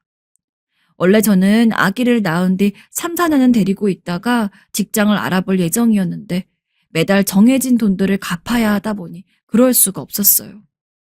아침마다 울면서 아기를 어린이집에 맡기고 직장을 다니고 그렇게 오가기를 수년을 했고요. 남편도 어느새 집에서는 이렇게 고되게 힘들어하는 저를 보며 어머니의 어짜도 꺼내지 못했습니다. 당연히 명절 때마다 어느 곳도 가지 않았으며 저희는 10년이 다 되도록 그 누구 집에도 가지 못한 채 시댁도 친정도 없는 사람들처럼 살았어요. 꿈이었으면 얼른 깨고 싶은 현실을 살면서 실제로 정말 몇 번이나 어머니를 꿈에서 만났는지 그때마다 붙들고 당장 내 동생 돈을 돌려달라고 소리를 질러댔어요. 붙잡으면 사라지고 붙잡으면 사라지는 그런 꿈을 숱하게 꿨고 그런 날은 유독 남편이 보기 싫어지더라고요. 어느덧 그렇게 고생을 하며 키워온 아이는 초등학생이 되었고 10년이란 세월이 흘렀어요. 그동안 전 아이 뒷바라지에 생활비에 거기다 엎친 데 덮친 겨 아빠까지 병을 얻으시는 바람에 그 병수발까지 하느라 제정신도 아니었어요. 거기다 병원비는 한두 푼인가요? 그걸 마련하느라 이리 뛰고 저리 뛰고 어쩌면 인생이 이렇게 내 뜻대로 안 흘러가는 건지 누구라도 붙잡고 원망을 쏟아내고 싶은 나날들이었습니다. 그리고 그럴 때면 시어머니가 생각이 났고요. 다행히 아버지 병원이 나아지고 다시 원래의 생활로 돌아왔을 때 이렇게 멍하게 시간을 보내고 있는 우리에게 새벽에 꽹과리가 요란하게 울리는 마냥 황당한 소식이 들려왔습니다. 오빠, 언니, 엄마가 집에 왔대요. 뭐라고요? 정말이에요? 저와 남편이 그간 얼마나 찾으려고 노력을 했는데도 찾지 못했고 마치 사이비 종교에 빠진 사람의 행적을 찾는 마냥 오리무중이라 이미 1, 2년쯤에 포기를 했어요. 그런데 갑자기 돌아왔다니요. 그것도 금수강산도 바뀐다는 10년이 다 되어서 말입니다. 솔직히 이제 와서 돈을 다시 받아낸다는 것은 있을 수도 없는 일이고 내가 어머니를 만나서 뭘 해야 하는지 판단도 잘 안 섰어요. 그런데 한번 뵙기는 해야겠더군요. 제 동생은 이후 조금 풀려서 어찌 빚을 갚았다지만 제 친정과 거의 연을 끊다시피 비참하게 살았던 것을 생각하면 무슨 말이라도 해야 제가 한이 풀릴 것 같았어요. 가는 내내 남편은 엄마 만나기만 하면 가만두지 않겠다며 애끓는 분노를 누르고 있었고 저도 비장한 얼굴로 입술을 꼭 깨물고 있었어요. 그렇게 해서 집에 들어갔는데 시댁 역시 정말 오랜만에 오는 거라서 많이 낯설었어요. 문을 끼익 열고 들어가는데 제가 오랜만에 와서 생소한 건지 갑자기 이렇게 된 건지 모를 정도로 분위기가 이상하더군요. 그러던 차에 안방에서 어머니가 휙 나오시는 게 아니겠어요? 너무나 천연덕스럽게 말입니다. 니네 왔니?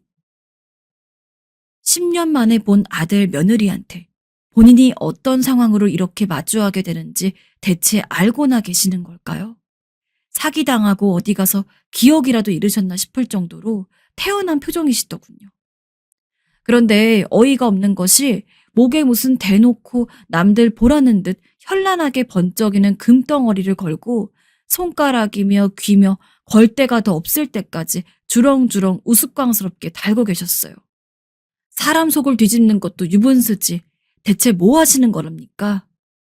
그러면서 현금 뭉텅이들을 바닥에 툭툭 묵직하게 쌓으시는데 이게 뭐 하는 광경인지 이해가 안 가더군요.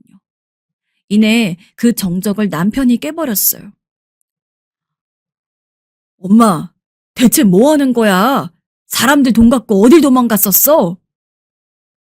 목이 쉬도록 소리를 질러대는 남편에게 어머닌 이해할 수 없는 액션을 취하시더군요. 너, 네가 그렇게 돈 갖고 오라고 수정이한테 난리를 쳤다며? 아들, 딸이라는 것들이 말이야. 진짜 니네 엄마한테 그럴래? 그러면서 옆에 있는 현금 뭉텅이들을 거실 한가운데 허공에 내던지시는 게 아니겠어요? 묶음 종이를 찢어버리고 지폐를 위로 퍽퍽 날려대는데 진짜 머리가 이상해질 것 같았어요. 내가 10년 동안 안 입고 안 쓰고 돈 모아서 가져왔어. 다 가져가. 무슨 사정이 있던 간에 어머니의 그간 행적들은 용서될 수가 없었고 처음에 이걸 보니 전 현기증이 일어나면서 어쩜 이렇게 뻔뻔하신가 싶었어요. 잘못은 다 저질러 놓고 아들, 딸이며 다들 찾고 욕했다는 것에 화나서 저렇게 억하심정으로 돈 쪼가리 몇 푼 날리면서 허세를 부리시나 했거든요. 그런데 그게 아니었습니다. 희진이 너 이리 와봐라. 대뜸 저를 부르시기에 놀라서 쳐다봤고 일단은 어머니 앞으로 다가갔어요. 그랬더니 뒤쪽에 있던 묵직한 스포츠백 같은 것을 내미시더군요. 이거 사돈댁에 갖다 드려. 이자는 원금 50% 챙겨 넣었으니까. 무슨 말인가 싶어 전 일단 가방을 받긴 받았지만 몇 년 만에 어머니를 만났고 우리 가족이며 제가 그 고생을 했는데 당장 열어보는 수밖에 없었어요. 저도 확실히 많이 힘들긴 했는지 혹시 모를 위조 지폐는 아닌지 앞뒤 뒤집어 보면서 결국 그 앞에서 다 세게 되더군요. 어머니는 저를 물끄러미 보시더니 그대로 남편과 아가씨에게도 가방들을 몇 개 넘기면서 시고모랑 친척들에게도 갖다 드리고 어쩌라고 하면서 똑같이 챙겨주시더군요. 다들 어안이 벙벙해서 움직이질 못했어요. 이윽고 저도 돈을 다 확인해 보았고 정말 빼도 박도 아닌 이자를 제대로 챙겨서 주신 돈이 맞았어요.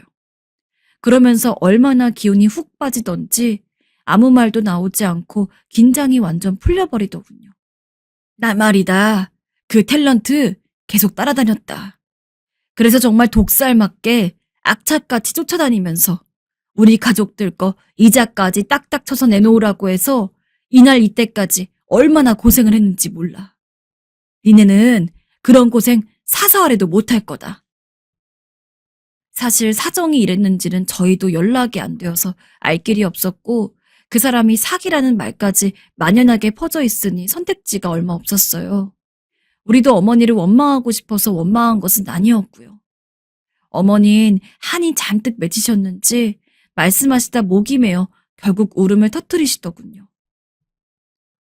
나는 내가 한 일은 책임지는 사람이야. 아무리 그래도 부모인데 그렇게 욕을 하면서 저주를 퍼부어대고 나는 뭐 안 힘들었을 것 같아? 그분이 사기꾼은 아니었다고. 잠깐 흐름을 잘못 타서 다단계 사기니 뭐니 시비가 걸렸고 이후로 사업이 어려워져서 다시 일어나는데 시간이 엄청나게 걸린 거야. 나도 어떻게든 식구들 원금에 이자까지 쳐서 받겠다고 따라다니면서 얼마나 고생하고 이랬는지 몰라. 급기야는 꺽꺽 소리를 내시면서 우시는데 듣다 보니 그건 어머니도 힘드시긴 했겠다 생각이 들더군요. 하긴 평생을 고생해서 재테크니 뭐니 상승 곡선만 올라오시던 분이 가족, 친척, 사돈 돈을 모두 등에 업고 다시 제자리로 돌려놓아야 했으니까요.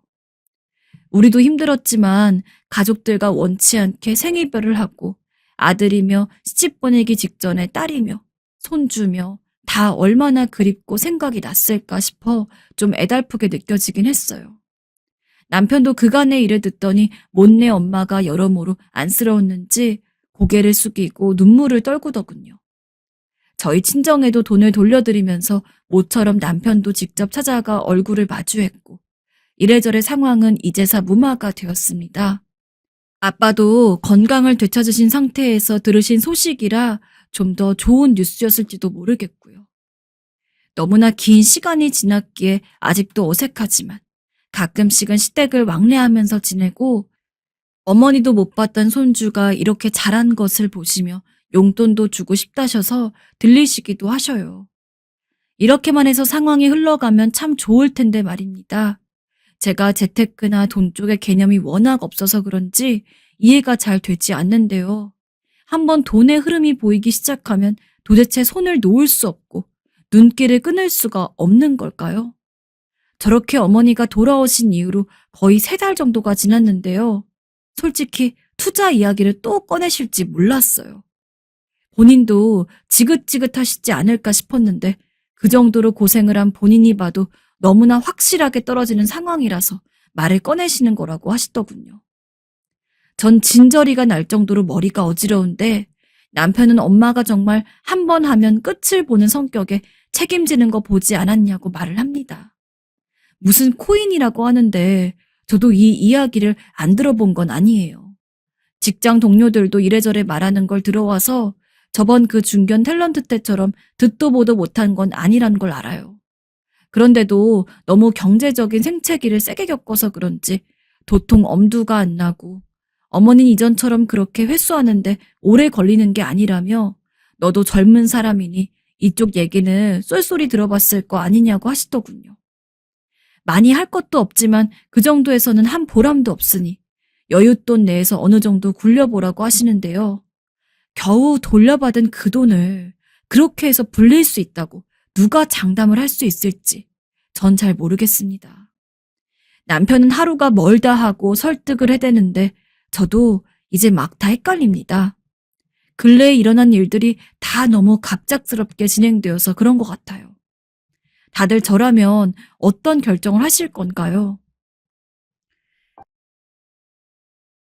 살다 보면 누구나 힘든 일이 있다지만 그걸 어떻게 해결하고 가느냐에 따라 이후의 인생도 달라지는 것 같은데요. 저는 지금 엄청 골치 아픈 일에 휩싸여 있어요. 솔직히 말해서 다 그만두고 저만 어디 혼자라도 도망가고 싶은 기분이고요.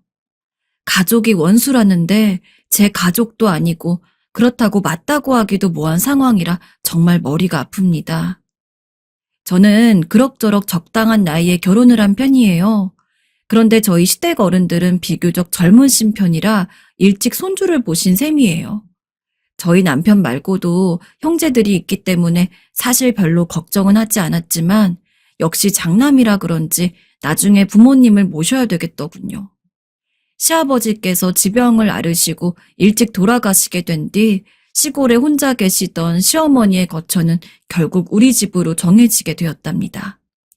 사실 저는 그때까지만 해도 시부모님을 마주칠 일이 많지 않았기 때문에 별로 불편할 게 없었지만 시어머니랑은 좀 성향이 안 맞는다고 생각했어요.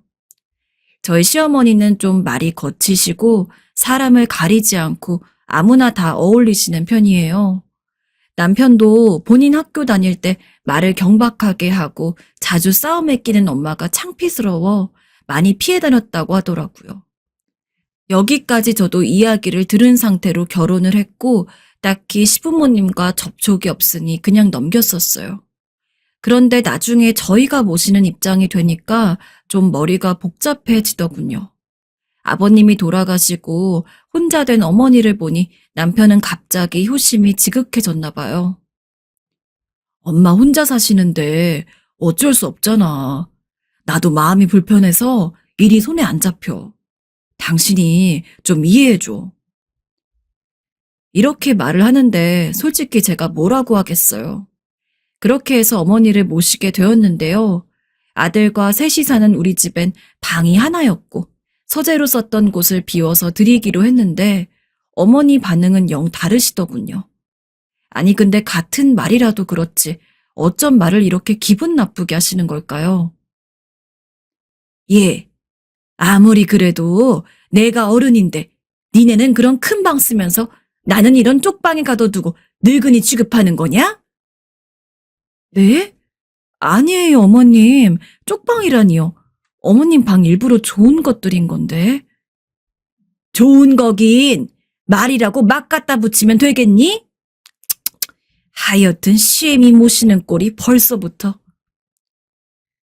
서재방은 제법 키가 크고 몸집이 있는 초등학생 아들이 쓰는 방보다 큰 규모였어요. 침대 들어가고 화장대랑 옷장도 들어갈 수 있고요. 이 정도면 문제가 없다고 생각했거든요. 저희 부부가 쓰는 안방은 서재방보다 조금 넓은 편이었고 차이가 있다면 밖으로 큰 창이 있었어요. 결국엔 저 말을 듣고 저도 약간은 빈정이 상했고 남편은 그냥 어머니께 맞춰주면 안 되냐고 사정을 하길래 그렇게 해드렸어요. 이때부터 저는 예감이 썩 좋지 않았는데 생각해보면 용케도 오래 어머니랑 살았다 싶어요. 이후로 어머니의 행보는 진짜 일반 사람이 쉽게 이해할 수 없는 모습이었거든요. 왜 남편 말고 다른 형제들도 자기 엄마랑 같이 살기를 꺼리는지 알겠더군요. 시골에서만 사시던 분이 서울로 올라오시더니 이쪽 동네에서 나름 돌아다니시면서 사람들을 좀 만나고 다니시더군요. 사실 어머니도 집에만 계시면 적적하실 테고 차라리 좀 교류를 하시는 게 낫겠다 싶었어요. 그런데 모든 게 정도가 있는 건데 저희 어머니는 너무 과하신 편이었어요. 노인정에서 만나는 사람들이나 같은 동네 사는 주민들한테 말도 안 되는 이야기를 퍼뜨리고 다니시는 게 아니겠어요? 한 번은 학교를 마치고 학원을 가는 아이를 데리고 지나가는데 같은 빌라 위층에 살고 있는 할머님을 만나게 되었어요. 대뜸 절 보고 건네시는 말을 듣고 너무 황당하지 뭡니까? 아니, 애기 엄마. 시어머니를 너무 잘 만난 거 아니야? 네? 갑자기 무슨 말인가 싶었어요. 이후 이어지는 말을 듣고 저는 속이 너무 부글부글 끓어올라 아침에 먹은 밥이 체할 것 같았습니다. 글쎄, 거기 시어머니 말로는 올 때 혼수도 하나 안 해왔다며? 이 집부터 싹 다 시어머니가 해준 거라며. 남자가 집 해오는 게 맞긴 하지만 그래도 어쩜 그렇게 배포가 좋대? 어머니한테 잘해야겠어. 아, 네. 진짜 보통 말 같은 말이어야지 대꾸를 할 텐데 어머님 밖에 돌아다니면서 무슨 말을 하고 다니시는 건지 열이 확확 오르더군요. 남편은 무일푼으로 지방에서 서울로 올라왔고 집 살 형편이 도통 안 되었어요. 그저 성실하고 사람이 진득해 보인다며 저희 친정아버지께서 반을 턱 내주셨고 거기서 불려서 이 빌라로 이사 오게 된 것이었고요. 게다가 혼수를 제가 안 해왔다니요. 저도 미약하게나마 모은 돈에 친정 부모님이 보태주신 것으로 채워 넣었고 알뜰하게 절약해서 이 집에 올 때에도 나름 튼튼하고 나쁘지 않은 것들로 꾸몄어요. 저희 시어머니는 결혼식 때 축의금에나 관심 있으셨지 그렇게 자랑하시는 장남이 장가갈 때 아무것도 해주신 게 없어요. 그래놓고 어떻게 저런 말씀을 하고 다니실 수 있는지 정말 너무 화가 나더군요. 그런데 그 뒤에 위층 할머니가 하시는 말씀을 들으니 이건 정말 쉽게 넘어가면 안 되겠더군요. 시어머니가 저기 어디야 지방에서 사업을 하다 올라오셨다며? 그렇게 수완이 좋으시다던데? 나보고 투자 얘기를 꺼내시더라고. 근데 내가 나이도 먹고 뭘 좀 알아야지. 애기 엄마가 나한테 알기 쉽게 설명을 좀 해줘봐. 시간 있어? 세상에 이게 무슨 말인지 이해가 안 가서 조목조목 따져 물었어요. 전 이야기를 다 듣자마자 그냥 그날 들어오는 남편을 바로 밖으로 데리고 나가서 한참을 회의해야만 했어요. 어머니는 위층 할머님에게 자기가 돈이 많다는 식으로 살살 얘기를 하다 못해 돈 몇백에서 몇천까지 같이 투자하자는 식으로 제안을 했다는 것이에요. 낯이 보통 두꺼운 분은 아니시라는 것은 알고 있었지만 이렇게 우리가 살고 있는 동네 주민한테까지 폐를 끼치면 어쩌자는 건가요? 결국 힘겹게 남편이 어머니 방에 들어가서 이야기를 한참 하더군요. 어머닌 그 너머에 제가 있다고 생각하셨는지 이후에 저한테 계속 심술을 부리시는 게 아니겠어요? 괜히 반찬 투정을 하시고 집골이 이게 뭐냐면서 짜증을 연신 부리시고 손주인 제 아들 앞에서도 저를 무시하는 막말을 연신 하시더군요. 얘, 너 청소 제대로 안 하니? 이러다 먼지 내가 다 먹겠다. 기관지가 안 좋아지겠어. 그리고 반찬은 이게 또 뭐냐? 전날 차려놓은 거 그대로 내놓는 법이 어딨니? 네 남편이 이거 먹고 행여나 일할 만 나겠다. 듣다 보니 너무 화가 났지만 남편도 저한테 싹싹 빌어대는데 애들 앞에서 어머니한테 같이 대들 수도 없고 그냥 참았어요.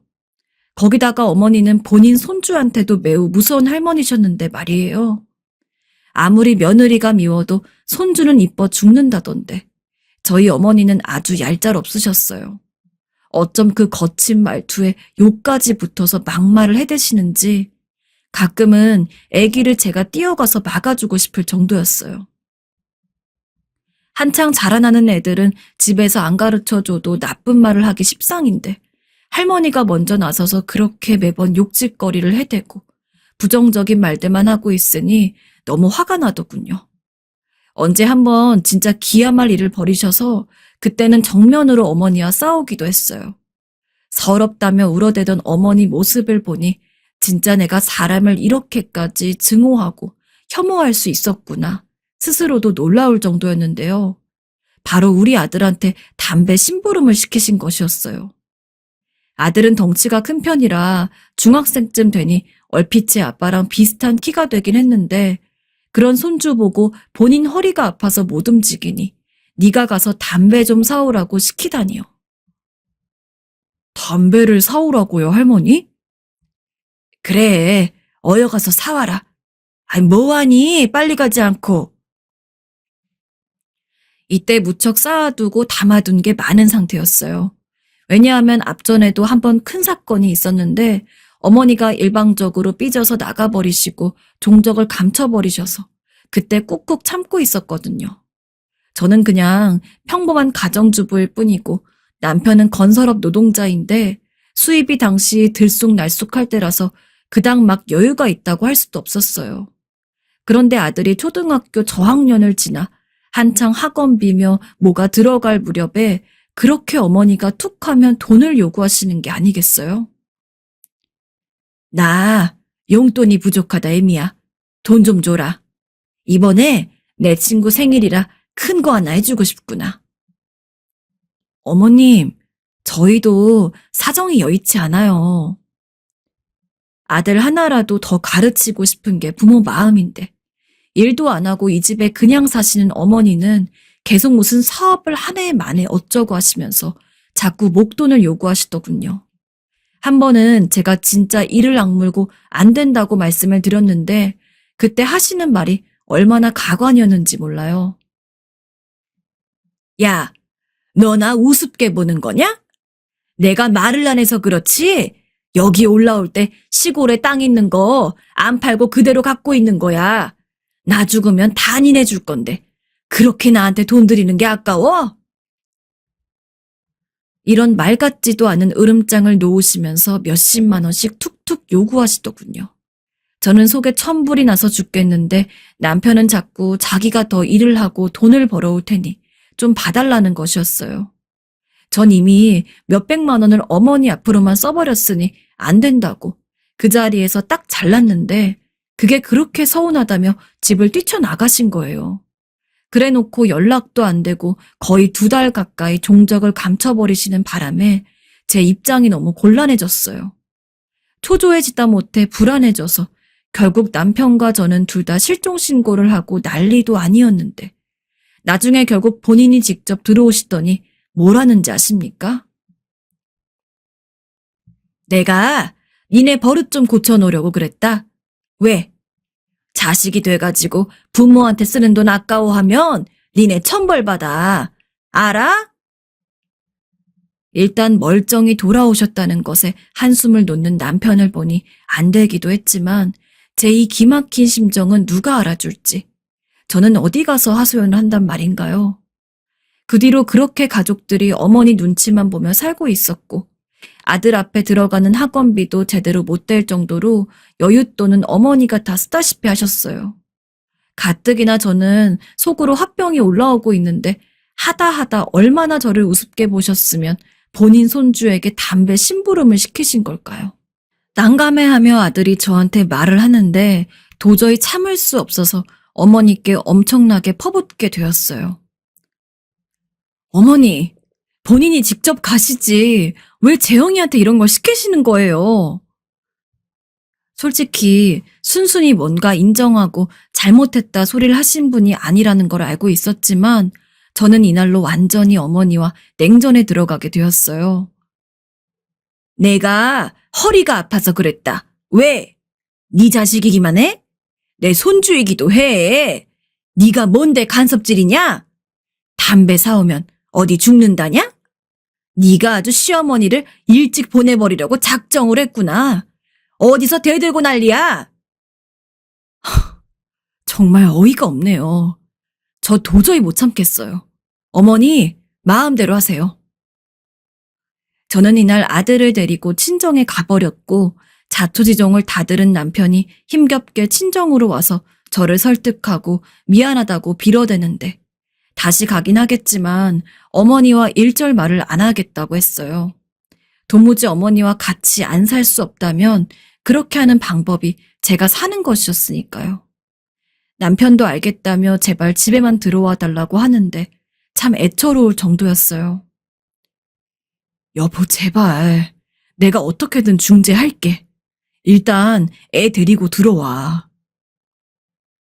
그리고 저런 사람을 어머니로 둔 남편이 불쌍해서 결국은 들어가게 되었어요. 사실 제 집인데 어머니한테 자리 내주고 제가 나와 있는 것도 이상하고요. 그렇게 해서 우리는 그냥 살기로 했고 어머니와 마주치지 않으려면 낮 동안에 제가 자리를 피하는 수밖에 없어 작은 파트타임 알바를 시작하게 되었어요. 몇 푼 안 되는 돈이었지만 그래도 아들 20살쯤 되는 때에 아주 적게 뭐라도 해주자는 생각이었어요. 기센 할머니랑 살면서 맨날 눌러 사는 모습을 보고 있자니 정말 안타까워 죽겠더라고요. 대학 등록금이나 부수적인 거라도 아들이 하고 싶은 대로 편히 해줄 생각으로 내가 번 건 정말 어머니가 단 한 푼도 손대지 못하게 하리란 생각으로 일했어요. 얼마 못 벌긴 했지만 그래도 한 집에서 어머니를 마주치는 시간이 아침 일찍과 밤밖에 없다는 게 그나마 위안이었습니다. 어머니도 딱히 저랑 접촉이 없으니 저도 어머니의 행보를 알 필요가 없으니 서로 터치할 게 없어서 좀 살 것 같더군요. 그렇게 해서 나름 몇 년이 지나서 아들은 제가 보태주는 돈들로 입시 준비를 했고 원하는 대학까진 아니었지만 그럭저럭 괜찮은 곳에 들어가게 되었어요. 참 기특하더라고요. 엄마 아빠가 다른 친구들처럼 호화로운 과외를 시켜주지도 못했는데 말이에요. 제가 꾸깃꾸깃 모아둔 돈으로 등록금도 보태주고 그나마 내가 일을 해서 돈을 조금이라도 벌고 있어서 다행이다 싶었어요. 이렇게 다행이라고 여기게 된 것은 중간에 한번 큰일을 겪게 되었기 때문인데요. 몇 년 전 남편이 일을 하다가 허리를 삐끗한 적이 있었어요. 그때 얼마나 놀랐는지 꽤 크게 다쳐서 한 달이 조금 넘게 입원을 했었어요. 그때 얼마나 막막했는지 한창 돈 들어갈 일만 남았는데 저도 당시 드문드문 부업을 했기에 겨우 제 용돈만 되는 돈을 벌고 있었거든요. 생각해보면 너무 새삼스럽게 경제적인 위기를 느꼈던 것 같아요. 진즉 생각해야 했는데 어머님 오시면서 이것저것 부딪히는 동안 그쪽에만 신경을 쓰고 있었더군요. 진짜 문제가 따로 있었는데 말이에요. 그때 입원해 있던 남편이랑 한창 말을 하면서 나름 계획을 세웠어요.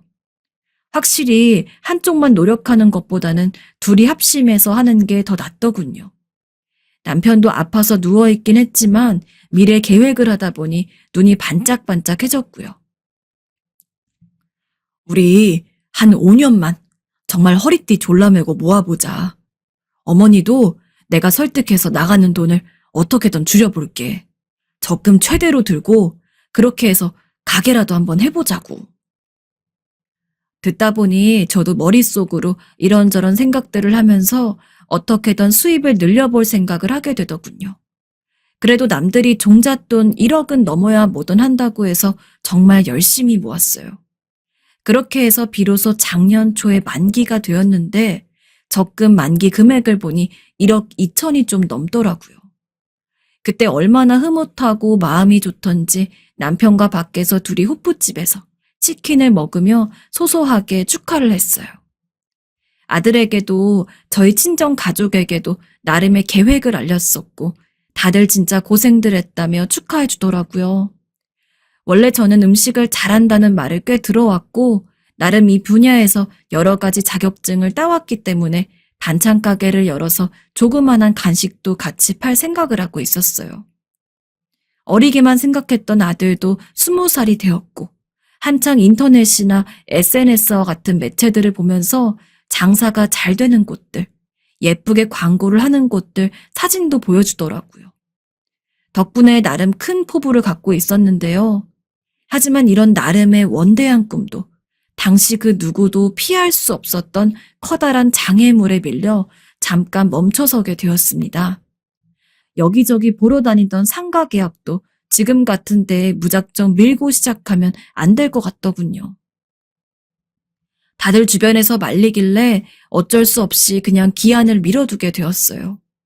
당시 아들은 대학 수업을 온라인으로 하고 있으니 가끔씩 종종 배달업체나 다른 곳들의 상황들을 보여주면서 엄마 아빠도 이렇게 해보란 식으로 틈틈이 조언을 주더라고요.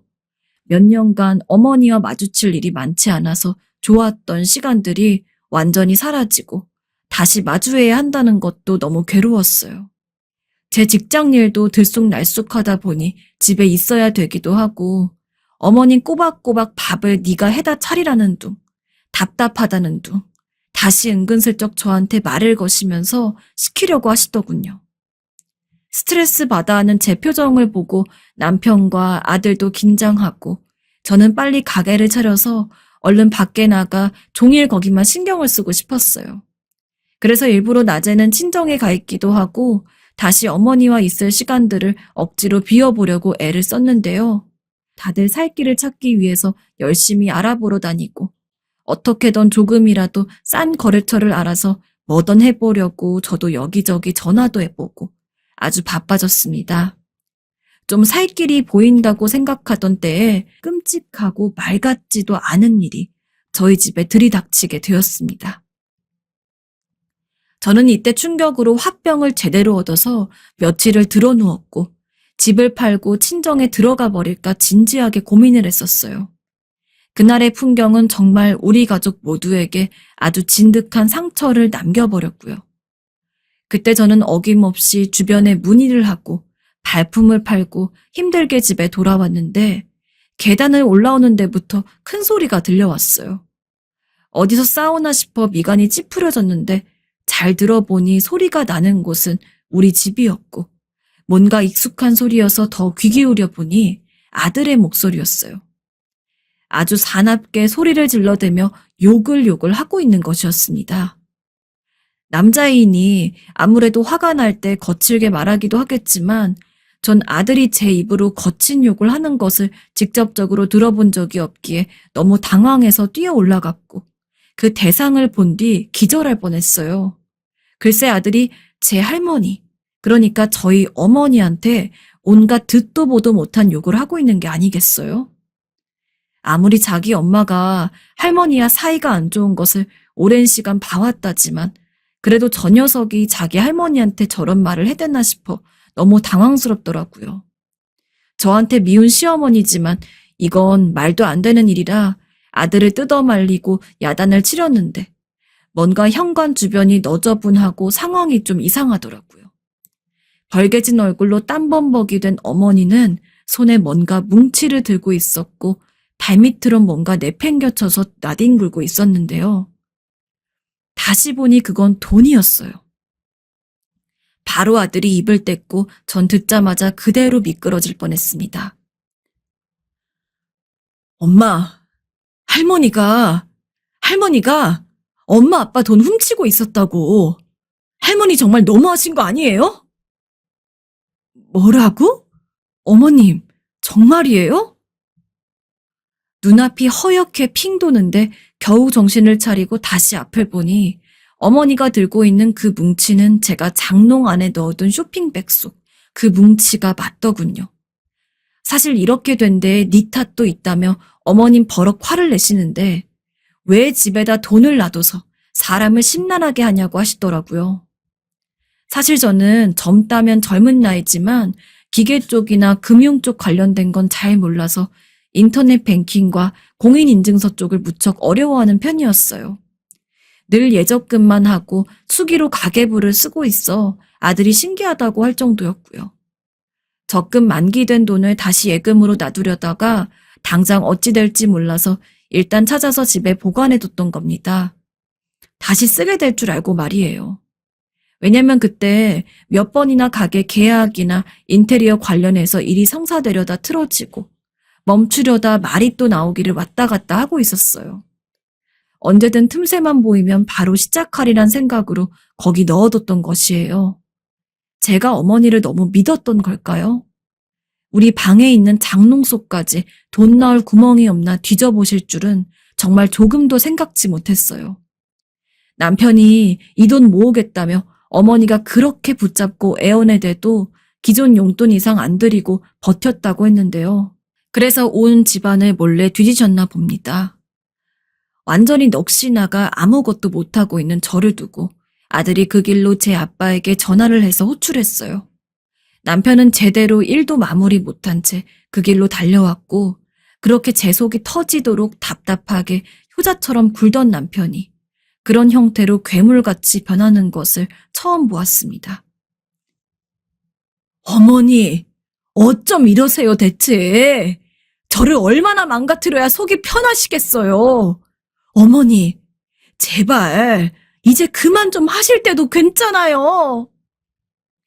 남편은 울부짖으면서 괴성을 지르고 몇 번이나 자기 뺨을 때려대는데 너무 괴롭고 죽을 것 같아서 저런다는 게 여실히 보여져 정말 할 말이 없더군요. 이윽고 한두 시간 지나 다 정리를 하고 저는 멍하니 머리를 부여잡고 앉아있고 남편이 어머니께 한참을 따지더군요. 그 돈 어디다 쓰려고 하셨냐고 하는데 저도 돌아 앉아있었지만 대체 무슨 말을 하시나 들어보고 싶긴 했어요. 근데 정말 오늘 아들이 집에 다시 들어오지 않았다면 어떻게 되었을지 아찔하더라고요. 너무나 어이가 없고 놀라운 일이 있었습니다. 우리 시어머니한테 들러붙은 웬 젊은 남자가 있었나 봅니다. 솔직히 젊다고 해봤자 어머니 연세가 70이 다 돼가지고 끼케야 10살 정도 아래분이시더라고요. 그 남자한테도 애지간히 돈자랑이며 허세며 거짓말을 하셨나 봐요. 한창 들어주던 그 남자분이 자기에게 딱 1억만 빌려주면 반년 안에 2억으로 다시 갚아주겠다며 강남 어디 살고 아들 사위들이 부자인데 본인이 현금이 없단 식으로 요구를 했더랍니다. 이 이야기까지 다 듣고 나니 가만히 있을 수 없어 남편은 이성을 잃고 그 남자를 찾아갔고 멱살 잡고 난리를 쳤는데 끝끝내 자기는 우리 어머니와 잘 모르는 사이라며 발뺌했다더군요. 결국 이렇게까지 되니 어머니도 본인 코가 석자라고 생각하셨는지 다 실토하시더군요. 그렇게 땅땅거리면서 우리한테 돈을 요구하셨던 그 쬐끄만한 땅덩이도 이 남자가 다 해먹었다면서 말이에요. 대체 뭐 볼 게 있어서 이런 사람한테 돈을 더 갖다 주려고 했던 건지 경찰에 신고해보니까 이미 전례가 많은 데다가 한두 사람 엮여 있는 게 아니었어요. 그날 아들 아니었다면 저와 남편은 아마 제정신이 아니었을 테지만 일단은 이런 와중에서 상황을 다 알고 정신을 차리고 보니 아들에게 바른 말은 해줘야겠더군요. 너무나 잘한 일이지만 그래도 할머니에게 욕하는 건 아니라고 그것만 잡아주었어요. 솔직히 자기도 얼마나 속상하고 기가 막혔을까요? 알아, 엄마. 나도 잘못한 거. 근데 그게 어떤 돈인지 너무 잘 알아서 미안해. 듣자 하니 너무 기가 막히고 아들에게 외려 제가 너무 미안해서 끌어안고 한참을 다독였어요. 이렇게 해서 우리 가족은 더 이상 어머니와 얼굴을 마주할 수 없었는데 마침 어머니가 알아서 나가 사시겠다는 거 아니겠어요? 더 두고 볼 것도 없이 당장 짐을 싸드렸고 그 길로 막내 서방님 댁으로 남편이 모셔다 드렸어요. 근데 문제는 지금부터인데요.